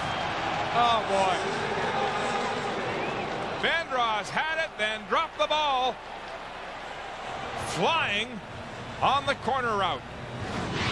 They finally got the opportunity, though. Bendros all the way across the middle of the field on Davin Bush. He's got to step on him. But Bush, again, doesn't quit. He pulls his hand, and he pulls that football out of there. I think he grabbed the left hand of Bendros. What an aggressive secondary. That's the 3rd time today the secondary has come up with some big plays. But the fact that they called the deep pattern to Bendros may help the Argos. 2nd and 10, Slack stepping up. There's pressure from behind. He gets away, buys himself some time, looking for Bendros deep downfield. The coverage is there. There's Mookie Mitchell. Oh! He can't hold on. Mitchell running into the same district as Bendros in a jump ball. Daryl Mitchell's pattern took him to the opposite side of the formation, but when he saw his quarterback in trouble to the right, as Reggie Slack has to get out of that pocket and move to his right. He started following the quarterback. He has no idea that Bendros is sitting there waiting for this like it would be a punt. That's why both receivers in the same area, and Mitchell almost makes the spectacular catch. Here's Bendros. He's the intended receiver, and he has position. He probably catches that for a touchdown if Mitchell doesn't knock it out of there. Two tough plays on some dramatic passes from Slack, and McCalla can't get to that punt from Prefontaine as he deftly angles it out of bounds at the 10-yard line. A 38-yard punt and no return.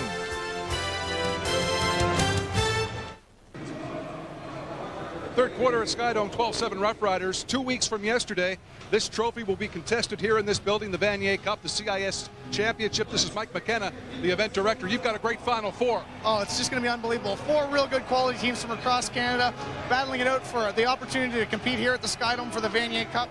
We've got McMaster against St. Mary's next Saturday in Hamilton, Saskatchewan against McGill in Montreal, and those are just going to be 2 great games. Really what's going to gear up to a great weekend of football for Canadians, the Vanier Cup and the Grey Cup on the same weekend. Really a football fan's dream, Bruce. How do you get tickets? Call the office in Toronto, 1-866-4-VANIER, or obviously visit your local Ticketmaster outlet. Right, 2 weeks from yesterday. Thank you, Mike. Thank you, Bruce. All right, Mark.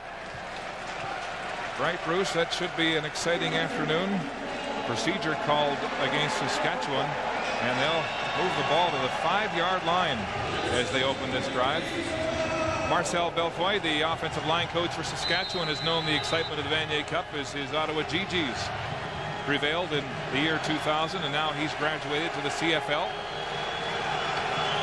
Done a nice job with a banged-up offensive line all season long. He has. 1st and 15. Green, quarterback draw, looking for a seam.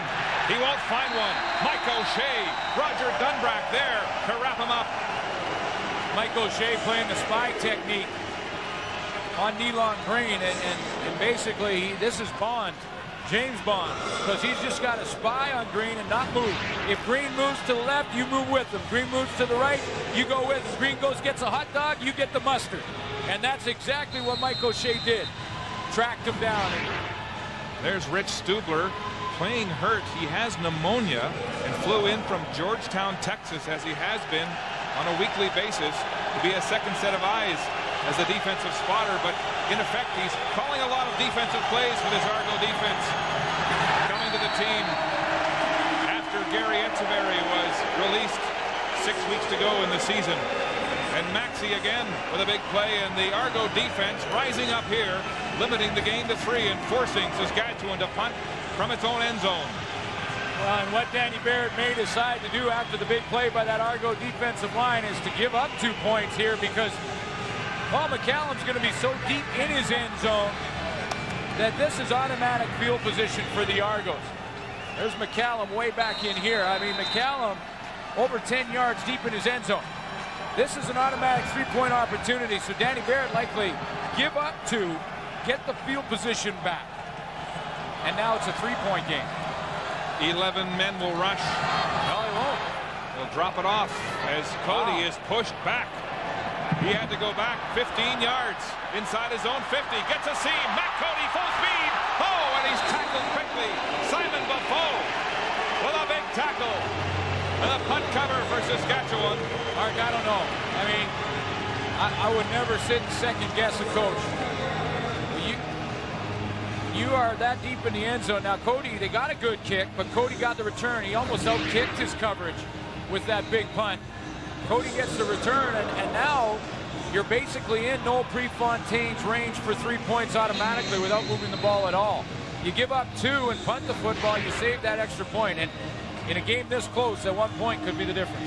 Matt Cody joining this team last week, coming up for a tryout, pressed into service with Jimmy the Jet Cunningham nursing a quad injury, and a big return there.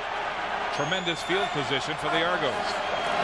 On the 42, Slack, lots of time, going downfield, Cody diving, he's got it! Matt Cody with back-to-back big plays for the Argos. 32 yards and a big first down. That is the 3rd big play in the last 2 series, and when I say that, I mean the 3rd time that the Argos have pushed the ball down the field. Coming out at halftime, that's what we told you they have to do to open things up. Get the Saskatchewan secondary to turn. Get them back there. Get them off you. This is the third one, and it's the first one they finally hooked up on. And it's the first time that Matt Cody has figured in the offense in this football game, coming in as an extra receiver. Some confusion there as Slack backs off into the shotgun.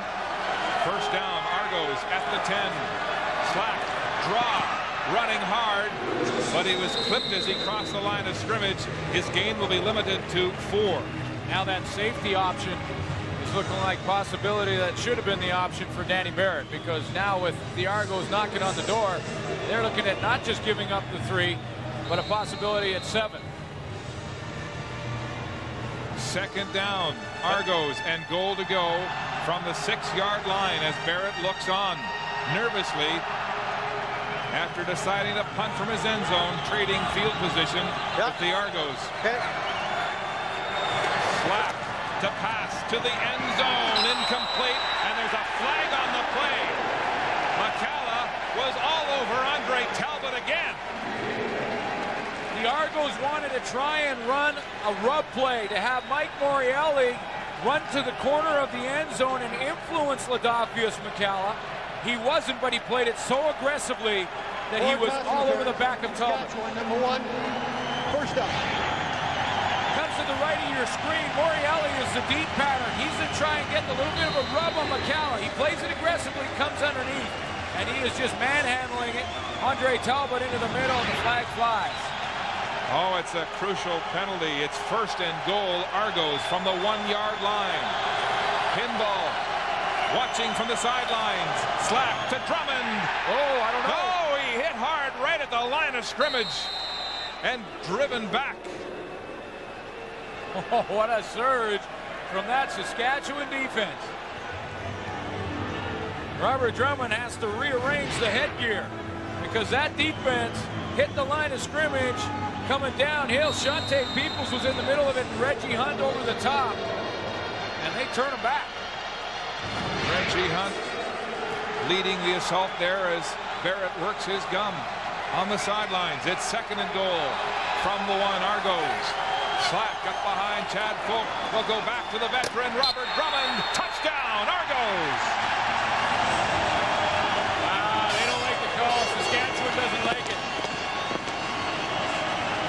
The 4-time Grey Cup champion, Robert Drummond, released by BC before the season started, playing with a chip on his shoulder. Scores for Toronto, and Barrett's punt backfires. Tell you something, the veteran, he has never missed the playoffs. When you're talking about Robert Drummond, he has 4 Grey Cup rings. Like you mentioned, Mark, I'll tell you something. That little hesitation step he made at the goal line probably got him in there. Kevin Iben to hold the point after from Prefontaine. It's good. And the Argos have their first lead of this Eastern semifinal. Up by a deuce here in the third quarter. Robert Drummond with his 5th touchdown of the year on a tough defensive stand by Saskatchewan. Well, Drummond with this hesitation. See that little hesitation step? Now, this is awful close, folks. I mean, he's right at the goal line. But see that official right there? Did not hesitate to make the touchdown call. From our angle, didn't look like he got in. But that official did not hesitate. There's the hit right there at the line of scrimmage. Official made the decision, and it was a touchdown, Argos. Now, Robert Drummond had to get some smelling salts after a couple of big hits to realize he did have a touchdown on the play. Yes, the umpire Ian Bain was right there, and his indication was immediate as Robert Drummond caps that drive. The Argos opportunistic, taking advantage of tremendous field position to take the lead here in the second half. And what a kickoff. Holmes is driven back to his own 5. Ball bouncing. He finally picks it up at the 4. There's Adrian Smith with a tackle. And again, Saskatchewan will start with poor field position. A 70-yard kickoff by Prefontaine. And a 6-yard return as Adrian Smith wraps up the threat of Corey Holmes. You look at the drive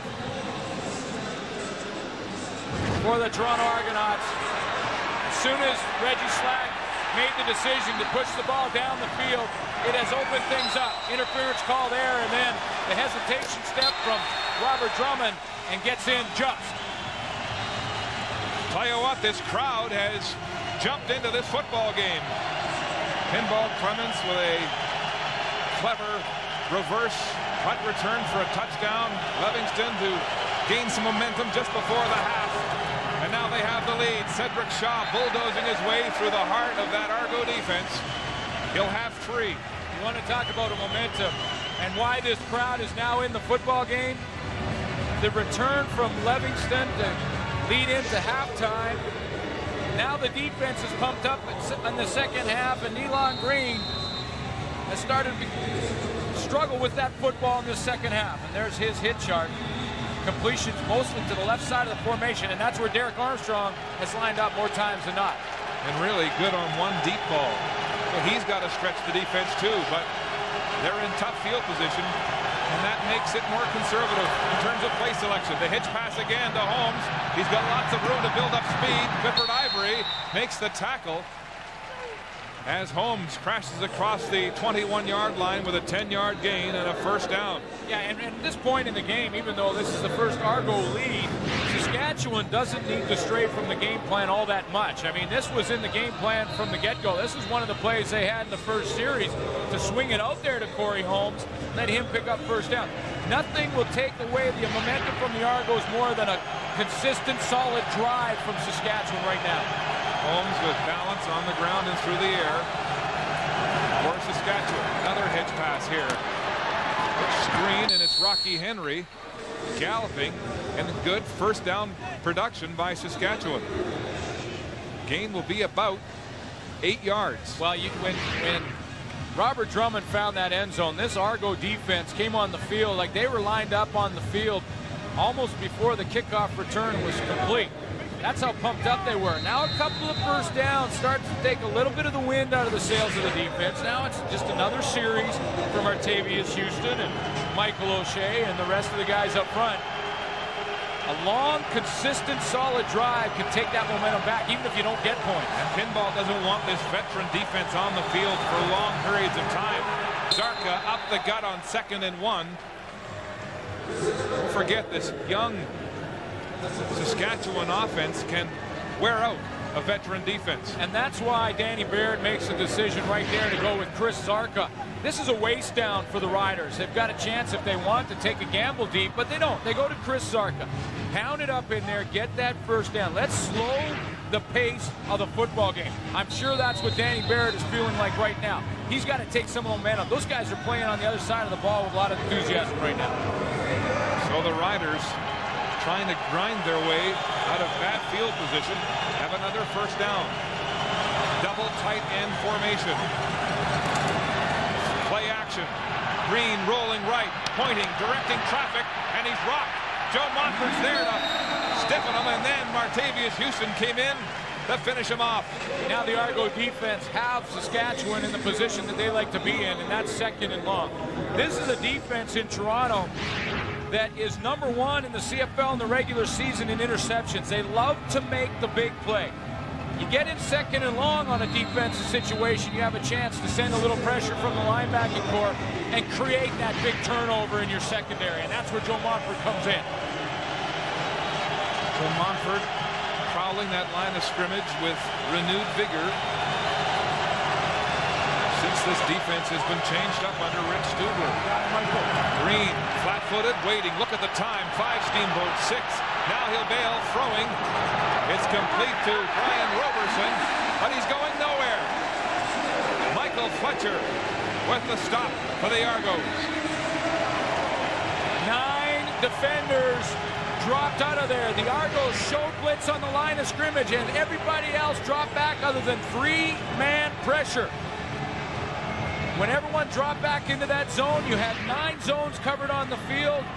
Nealon Green had no option but to dump it off, and Michael Fletcher made the tackle.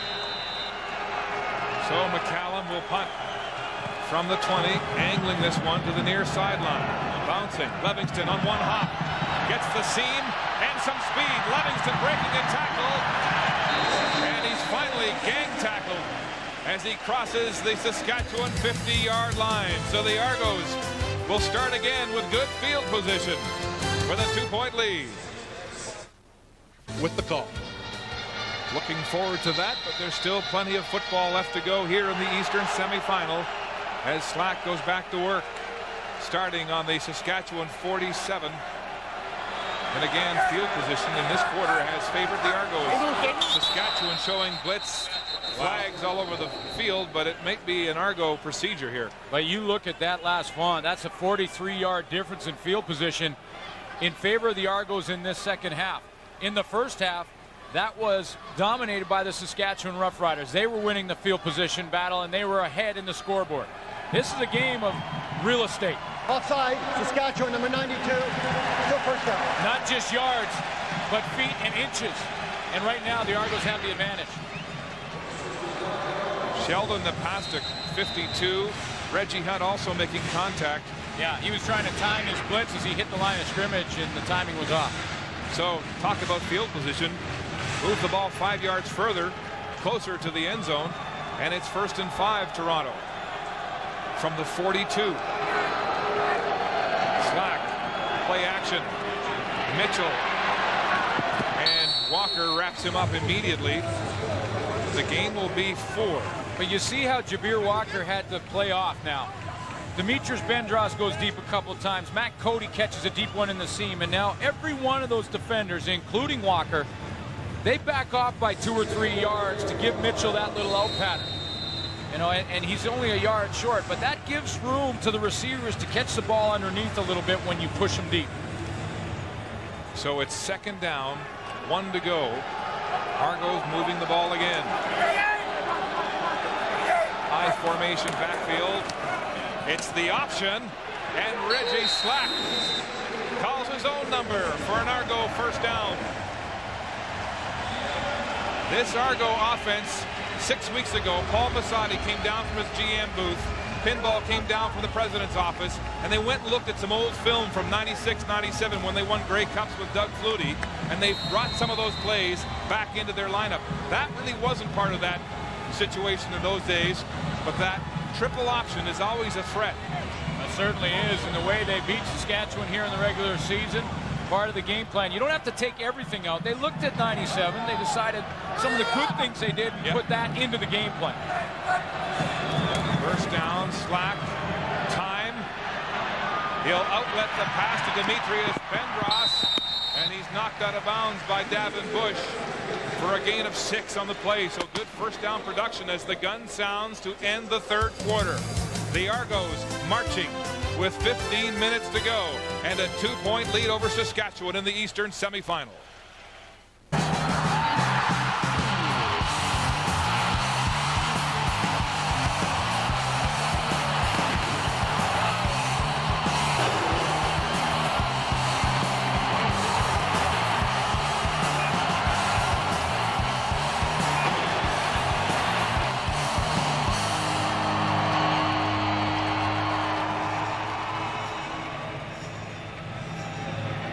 One quarter of football remains in this Eastern semifinal. The Argos leading by 2.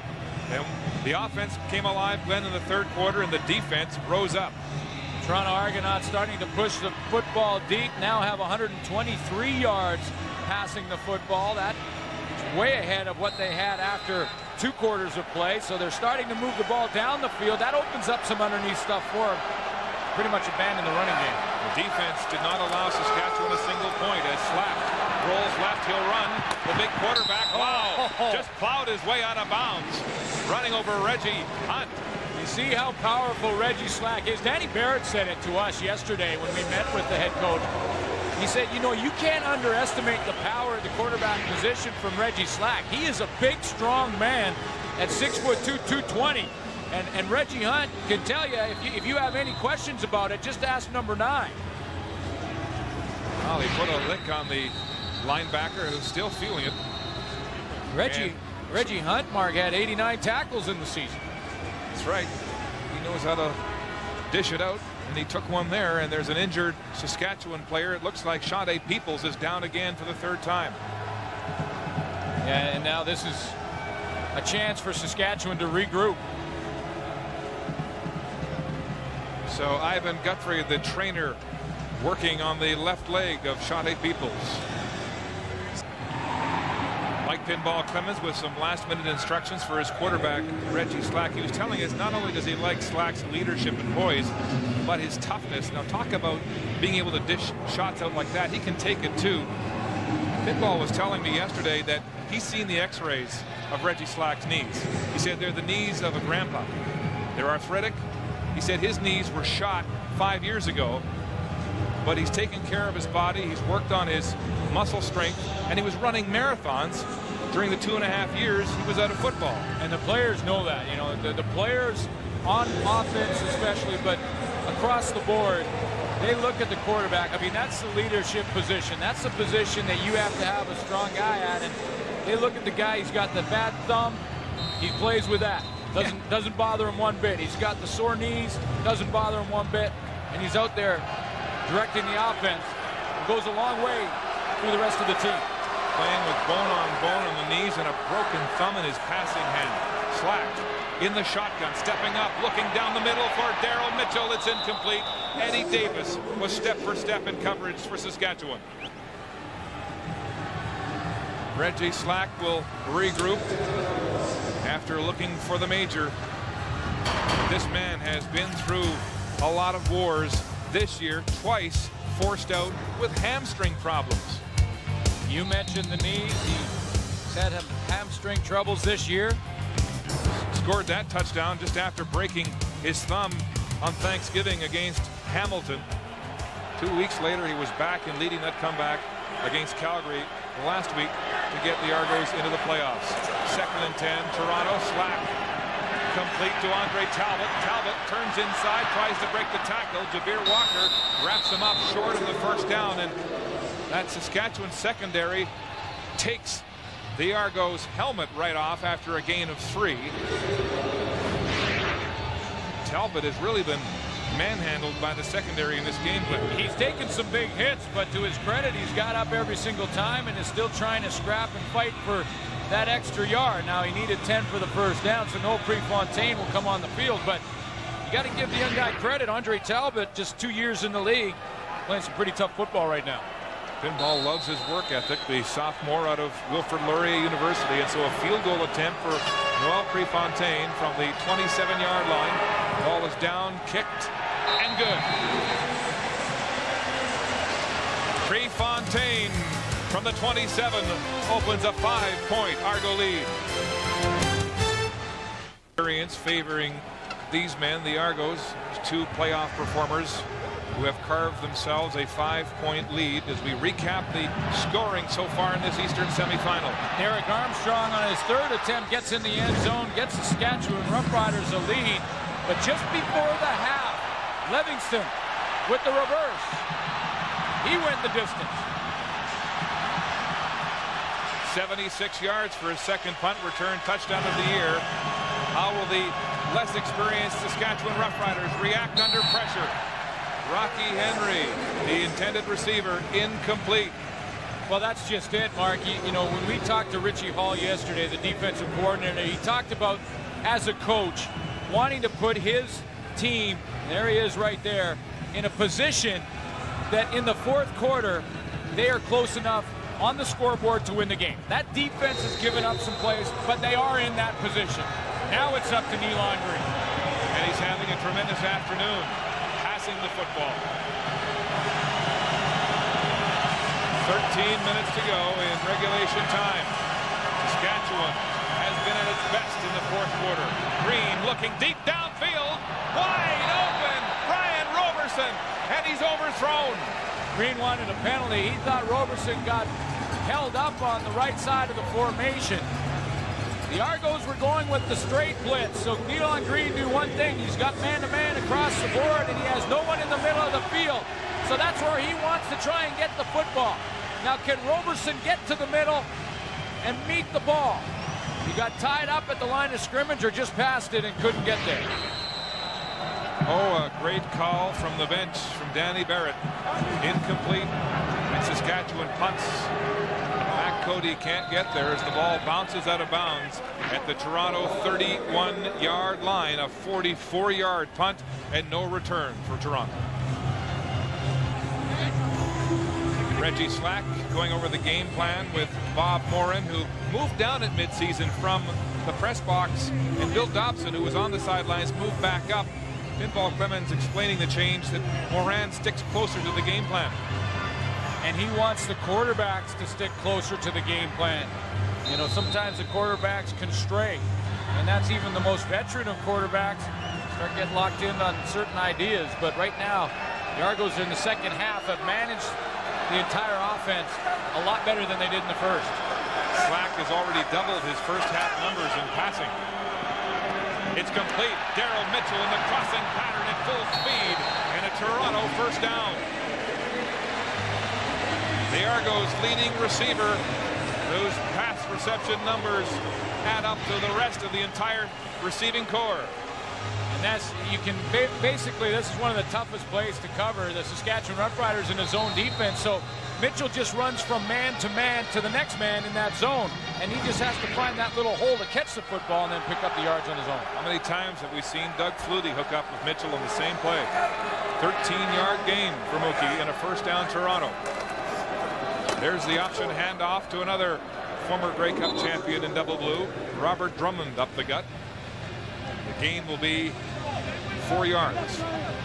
You know, football games often come down to 1 or 2 plays that make the difference, and right now that Livingston return before the half is huge for the Argos, but this could be a defensive play that could be the difference for Saskatchewan. I know there's still over 11 minutes left, but a first down here could be very demoralizing for a defense that's played pretty well and kept their team in it. Second down and 6, Toronto. Slack with protection. Now his backs will bail out and Slack will run. The big quarterback is caught from behind, though, for a short gain and shy of the first down. So the punt team comes on for Toronto. Ray Jacobs, who won a Grey Cup with Calgary last year, and the defense comes up big for Saskatchewan. Well, they certainly do, and Ray Jacobs, number 50, is the key. Now this, in the official stats at the end of the game, will go down as a tackle by Ray Jacobs on the quarterback. Not a big deal, right? Well, that is a big deal. And that's Ray Jacobs. You mentioned the Grey Cup ring he has with Calgary. That's one of the few veterans on the defense that knows the importance of that stop right there for his team. Prefontaine with a 44.7-yard punt average this afternoon, sacrificing yards to pin Corey Holmes close to the sideline. This time he'll aim it to the far sideline. Holmes driven back to his own 12. Holmes looking to get outside the containment, and he's drilled as he crosses the 25-yard line. It's Robert Drummond on special teams with a big hit for the Argos to limit the return to 14.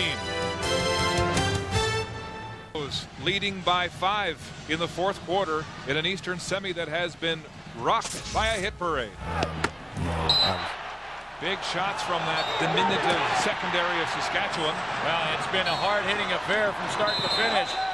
That was the last one. Bonner is now out, halfback, and Michael Fletcher goes to safety. Steinauer to the halfback spot. Fletcher loves to get his nose dirty. Shotgun play action pass. Green outlet pass to Derek Armstrong. Loses his footing momentarily. And then Kevin Ivan makes the tackle. And Danny Barrett early in the first half went to the Armstrong matchup on Bashir Livingston. Will they go back to that matchup now? This is a little hitch pass on the play action to the outside to Armstrong. But the question is, this is a mismatch in height. 6'2" versus 5'10". It's been a good battle between the rangy Armstrong and the rookie Livingston on that corner. It's a 7-yard pickup for Armstrong, who's well over 100 this afternoon. Second down and 3. Handoff, Holmes at full speed, and he's dropped right across the 36 where the first down marker is. The gain will be 3 and very close to a first down. Close enough that they'll probably bring in the chains. Another big hit, though, in there, and this one that's maybe not as flashy. But Martavius Houston steps up in there and takes on Corey Holmes as he hits the line of scrimmage. And this has been an all-out brawl from start to finish. Yes, they've been popping leather. There's the measurement. Short by about the length of a football. So Barrett will meet with Green. It's pretty deep inside Saskatchewan territory. Green looked at how much he had to get to that first down marker and said, no, I don't need a call here. I know what I'm going to do. I'll take the ball and go right behind my center. So Danny Barrett and Nealon Green will roll the dice. Third down and the length of a football with the ball at the Saskatchewan 36. This is as noisy as I've heard a Toronto crowd in a long time. Trying to drown out the cadence from Green. Montford pointing. Green will sneak it, and he's hit right at the line of scrimmage.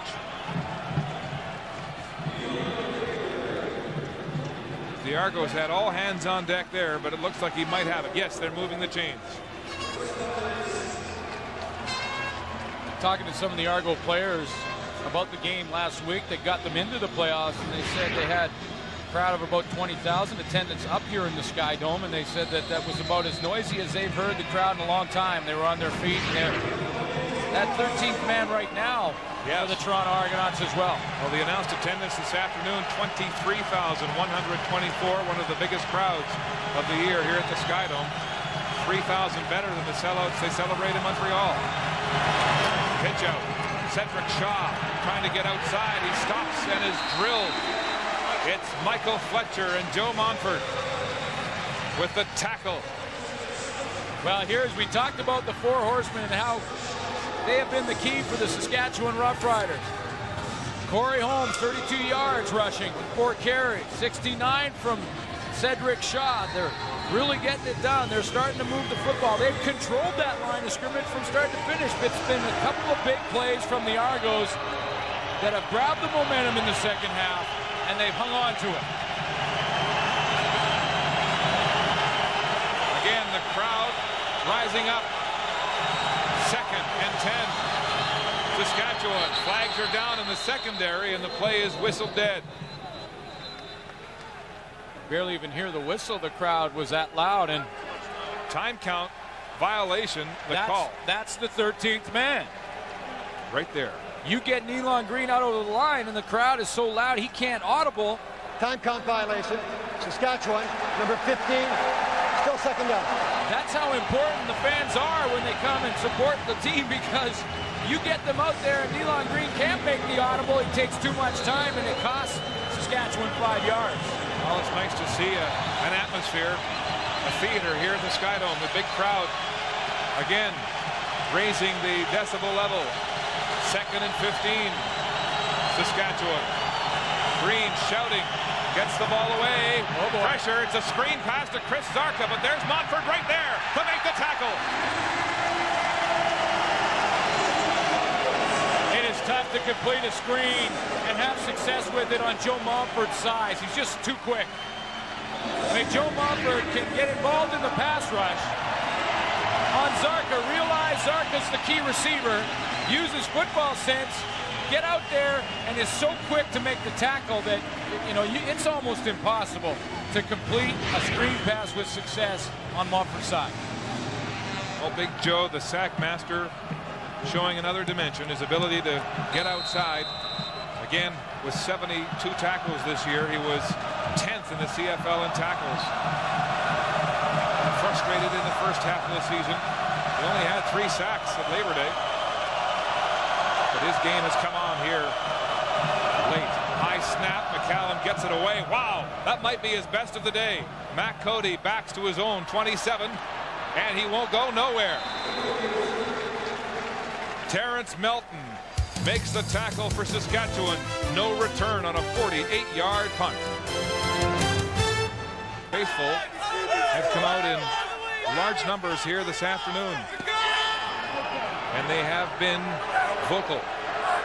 Slack at quarterback, staggered cadence. There's a flag. He may have drawn an offside. Bendros deep. He's got it. We saw that play in the first half. Bendros getting behind the veteran Eddie Davis, but there are flags. Was he drawn offside, or was Shante Peoples offside? I think Reggie Slack knew he had a free play here. Offside, Saskatchewan, 37. Oh, that's a veteran quarterback with a staggered count to draw the defense in a 46-yard completion. 2 things, Mark. You're absolutely right. The staggered count draws the defense offside. He gets what he wants, and now he has a free play. throw it up and let your receiver run under it, you got a free one because they're offside anyway. And that's exactly what Ben Dross did in behind Eddie Davis. Well, he got behind Davis in the first quarter. The ball was overthrown. This time it was on the mark. And it's a big 46-yard gain. The Argos moving again on offense. Fourth deep pass for Reggie Slack in the second half. He's completed 2. It's been the difference for this offense in the second half. Well, when Saskatchewan released Ben Dross earlier this year, Pinball grabbed him immediately, looking for a big player. Completion. Alford, no, out of bounds. Ted Alford had the ball, but he could not stay with 1 foot in bounds. Talk about again the next second down play. Question is, was Alford's feet in bounds? You need 1. And it looked like they landed simultaneously. The left foot on the white line and the right foot inbounds. So he's ruled as no catch. But again, beat the Saskatchewan defense looking at a second down, which is really their season. And they'll look at probably 1 or 2 more before this one's over. 2nd and 10, Argos. Slack rolling, pressure, gets the ball away. It's complete to Daryl Mitchell. He breaks a tackle, still on his feet, and he'll have an Argo first down. 1 second effort. 11 yards the game for Mookie. Now the Argo experience we talked about from the beginning of the game starting to show up. Daryl Mitchell is way away from first down territory when he catches it, but watch the effort. He knows what he needs to get to, and that little move at the end of that to just shoot through the line and in between Ray Jacobs gets him the first down. This is a guy that in his playoff career, Daryl Mitchell is over 100 yards a game in the 3 he's played in the playoffs. So the best friends, Pinball and Danny Barrett. Tense here in the late stages. Slack rolling now by himself, more time. He'll throw. It's complete to Daryl Mitchell, but there's a flag. Argos are indicating it's interference against Saskatchewan. And concern now on the face of Danny Barrett. Well, Ted Alford has part of his jersey pulled right off his shirt. And when your jersey as a receiver is hanging down around your arm and not over your shoulder pads, that's usually an indication. You see Ted Alford right there on the left side that there was some holding going on. On the receiver, Saskatchewan number 1 is declined. First down. Legopius McCalla was on Ted Alford. That was the penalty. They declined it because of the Daryl Mitchell catch anyway. A 19-yard gain, and it's a gut check time for the Saskatchewan defense. The Argos rolling now on offense. Composure from Reggie Slack. Nothing available in the initial play, and then he rolls out, and Daryl Mitchell works back to the quarterback. Pinpoint accuracy. 1st and goal, Toronto on the 7. Play action. Slack rolling, waiting. He'll run. Sidesteps a tackle. Touchdown!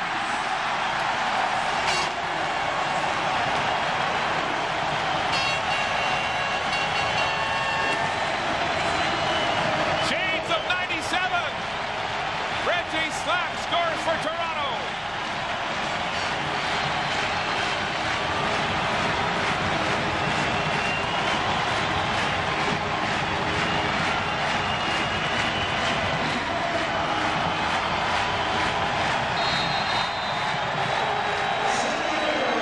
Well, the patience pays off as Pinball waits for Slack to ignite, and he comes together in the second half.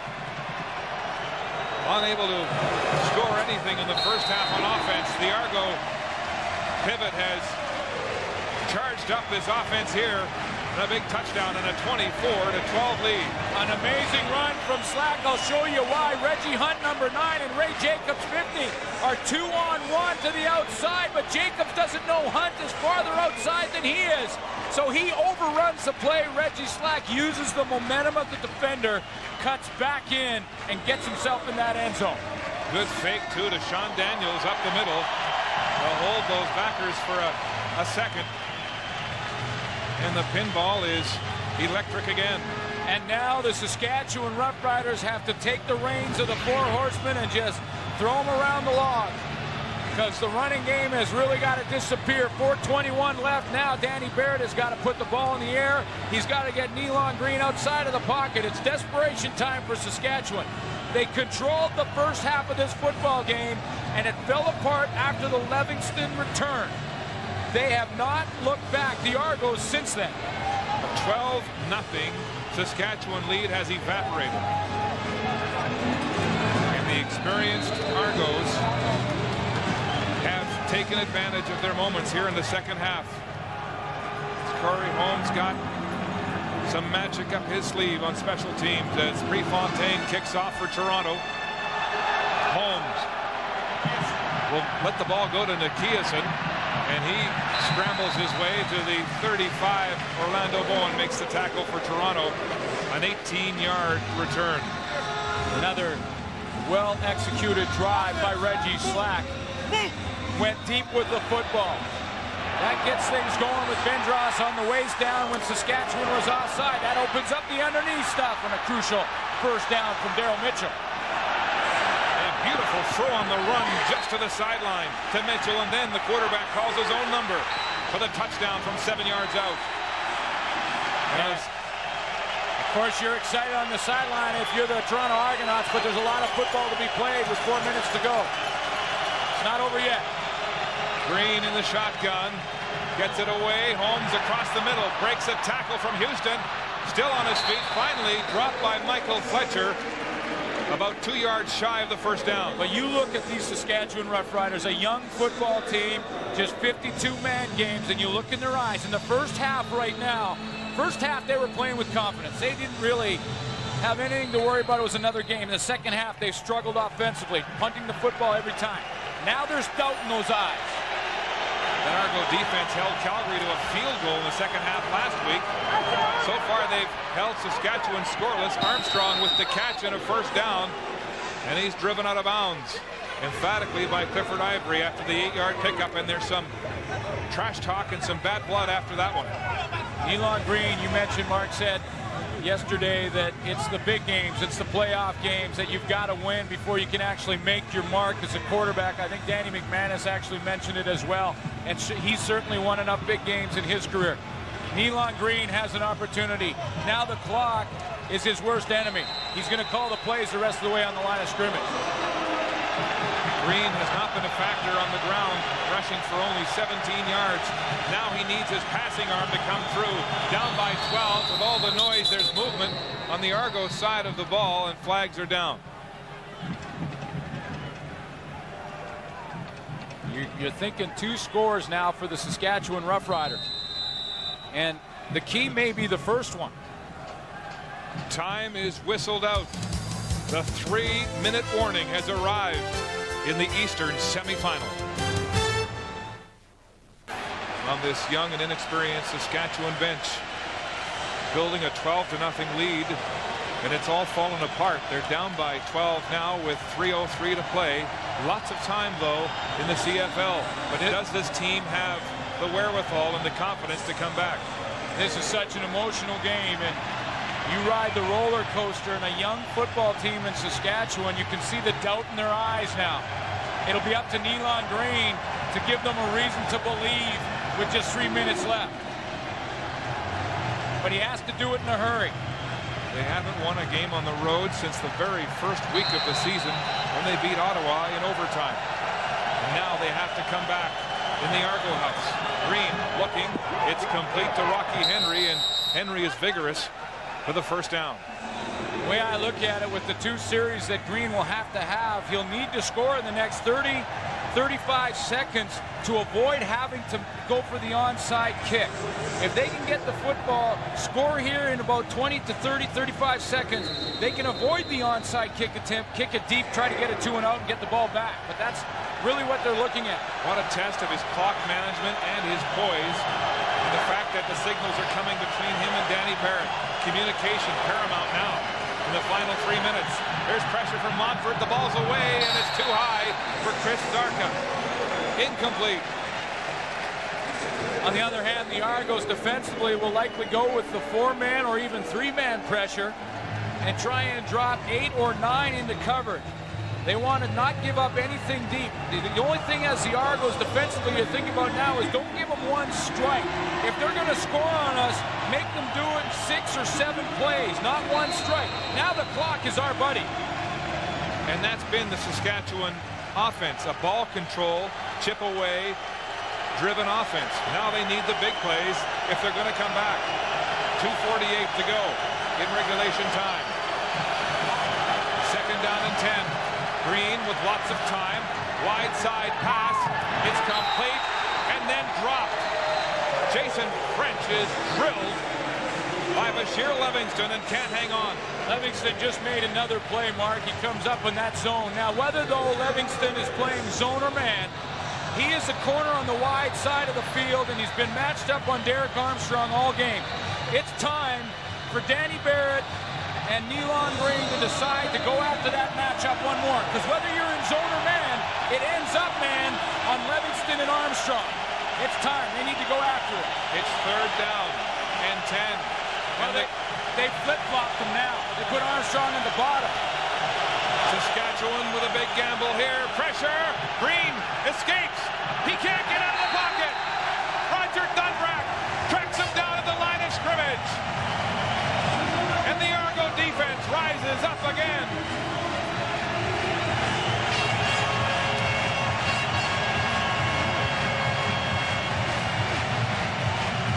The 5-year man out of Western with a huge tackle on the elusive Nealon Green, and the Argos take over on downs. I'm surprised at the call to move Derek Armstrong into the short side of the field. He's played the whole game to Nealon Green's right. Now the pressure probably wouldn't allow Green to get it out of there anyway from Joe Mumford. Dunbrook comes up with the tackle. Wow, he broke 2 blocks to get over and make the tackle. What an effort by Roger Dunbrack. And reality beginning to sink in on the Saskatchewan bench. 2:34 to go. Argos have the ball. Drummond up the middle, and he stopped for a short gain. Well, there's no question that 2 minutes and 28 seconds is plenty of time for Saskatchewan. They need a stop right here on this play. But that defense for the Argos came out after the halftime break, and I don't know what Mike Clements said, but they have not given up a point. And then on the offensive side of the ball, where they struggled in the first half, they have put some points on the board. Well, it's just like last week all over again. The offense coming alive in the second half. This time, though, rekindled by that tremendous punt return touchdown by Livingston. Here comes the blitz. Slack gets the ball away. Mitchell can't hang on. Close coverage by Davin Bush. It's incomplete. If Corey Holmes has a return in him, I rush up quick now. You're gonna just hit like he's had all season long. Leroy Blue has played in 21 playoff games. If he has one in him, it's time. Noel Prefontaine has done a real nice job all game long of kicking the football away from Corey Holmes and pinning him to the sideline. He will try and do that again, I'm sure. Holmes' longest return of the year, 75 yards. He has 1 touchdown on punt returns. The league leader. Saskatchewan needs one here. Prefontaine, again, line drive, angling Holmes to the sidelines. He stays in bounds, but goes nowhere again. Yeah, once he's that close to the sideline, the coverage team can corral him knowing that the sideline is their outside tackler, basically. A 48-yard punt, a 7-yard return as 2 old teammates, Pinball Clemens and Paul Masadi, discuss the final minute 55 and their plans. Again, Mark, I go to the matchup, and I think right now Mike Clements is going to play that zone defense. He wants to make sure his defense doesn't give up the deep play. But Bashir Livingston will be in a man-to-man on Armstrong, whether it's zone or one-on-one coverage. And it's time Danny Barrett, he's got to go for it now. 1:55 to go in the 4th quarter. Green throwing to the wide side, and it's overthrown again. Cedric Shaw was the intended receiver. And now Livingston is giving Armstrong about a 5 or 7 yard cushion. In other words, that's the cushion is the difference between you and the receiver. And it's a big cushion. But what Nealon Green is looking for is the jump ball if he goes to that matchup, which he hasn't. He's not going to beat him now by dumping the ball underneath. Livingston Levingston has been a focal point this afternoon. Special teams and defense. 2nd and 10, Saskatchewan. Green with pressure now. He gets out of the pocket, throws it wide side. It's complete to Dylan Ching, and Ching is pushed out of bounds at the 36-yard line. And a Saskatchewan first down after a gain of 15. Ching with his first catch of the game coming in the last 2 minutes. Because Saskatchewan's in the hurry out now, that Nealon Green loses a little bit of his help from the sideline. Darryl Mitchell, another great game today. With pressure time for Saskatchewan, 1:41. They need to score twice. Green with time, falls as he gets rid of the ball. Armstrong makes the break on it, but can't get there in time as Nealon Green slipped delivering that pass. Yeah, he certainly did. He went to step into it, and when he stepped into it, he just didn't get that plant foot down, that left foot, the first step. And that ball fluttered on him way inside. Armstrong couldn't corral it. But it was the matchup, Pete, they were going for. Derek Armstrong out on Levingston. Reggie Slack, his work tremendous in the second half. Old veteran warhorse came to the aid of his team today as well. 2nd and 10. Green going back to Derek Armstrong in front of Levingston. Jump ball, he's got it. Complete at the 40, a flag on the play, and it looked like Levingston may have made contact before the catch. Well, there was pushing and shoving both ways, and I saw what you saw, Mark. Levingston was pushing a little bit. Armstrong also using his hands. It'll go against the Argos, but that's the matchup. Now they're doing. Now it's the jump ball. 35-yard gain. Green to Saskatchewan's #1 receiver, Derek Armstrong. Now the way that they can help it if they're the Argos is to have Levingston come up in the zone defense and drop the halfback Clifford Ivory over the top.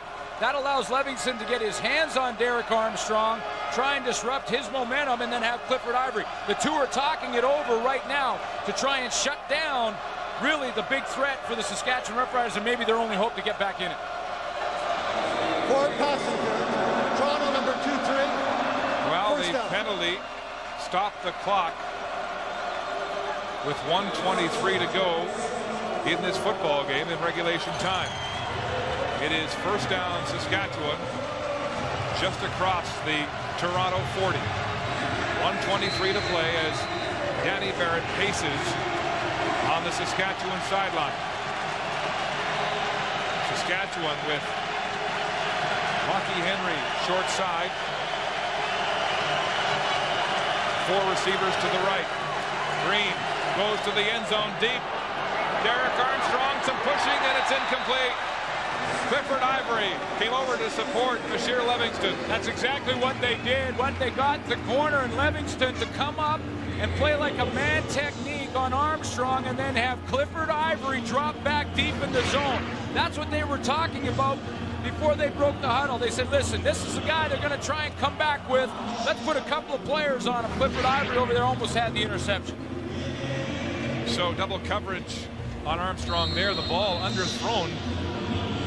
And it's 2nd and long again for the Roughriders. Time is of the essence. 1:16 left. Slack looking on.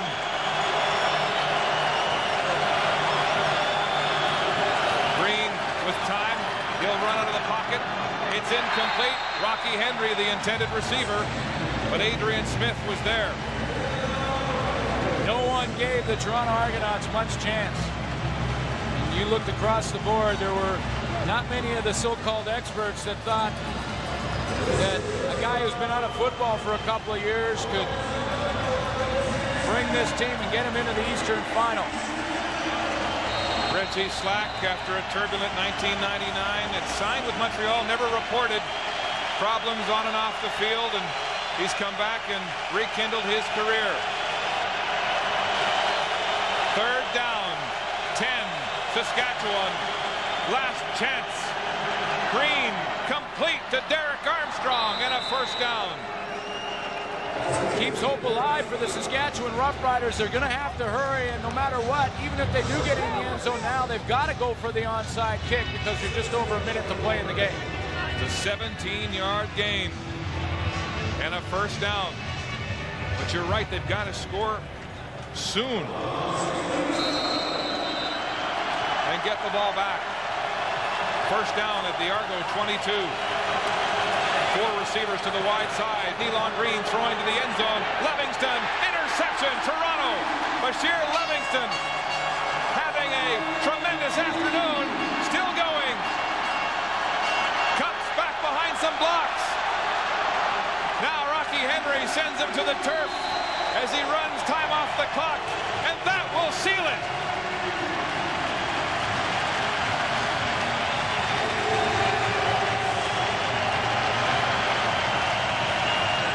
Unbelievable. It was a matchup that the Saskatchewan Roughriders tried to get early in the game. They went deep to Derek Armstrong. Livingston knocked it out of there. They tried it deep again to Armstrong. He had a touchdown. Livingston forgot all about it. They kept going after the rookie on the corner. They had the size mismatch. Derek Armstrong at 6'2". Livingston at 5'10". It was Livingston with the big return just before the half on the reverse. They went after him, and the rookie responded. What an afternoon for the rookie. An interception. A punt return for a touchdown as Slack takes a knee. And how about that big strip on the first series of the game against Derek Armstrong in the end zone, and what looked like a touchdown catch. Tremendous afternoon for this young Saskatchewan team, though. Well, and you mentioned it, Mark, the youth on this team, they felt it was an advantage because they didn't know any better. They didn't know what the pressure meant, but when they faced a little adversity, when that return just before the half got into the end zone, the wheels started to fall off. But they have learned, Saskatchewan, from this game. They'll be better for it next year. But how about those Argos? How about the defense hanging in until the offense caught fire in the second half? The first postseason win for the Argos since '97 when they won back-to-back Grey Cups. And talk about wins for this franchise and how important this win is here. They felt that last week was the biggest win for the franchise. This is a city that I believe right now is starving for a winner. The Leafs aren't playing well. The Raptors aren't playing well. They've lost Vince Carter. This is a team that has a chance to take this crowd and maybe win some fans for the future. They've been exciting in the last 4 weeks of the season. It's a team with momentum coming into the playoffs with 3 straight victories.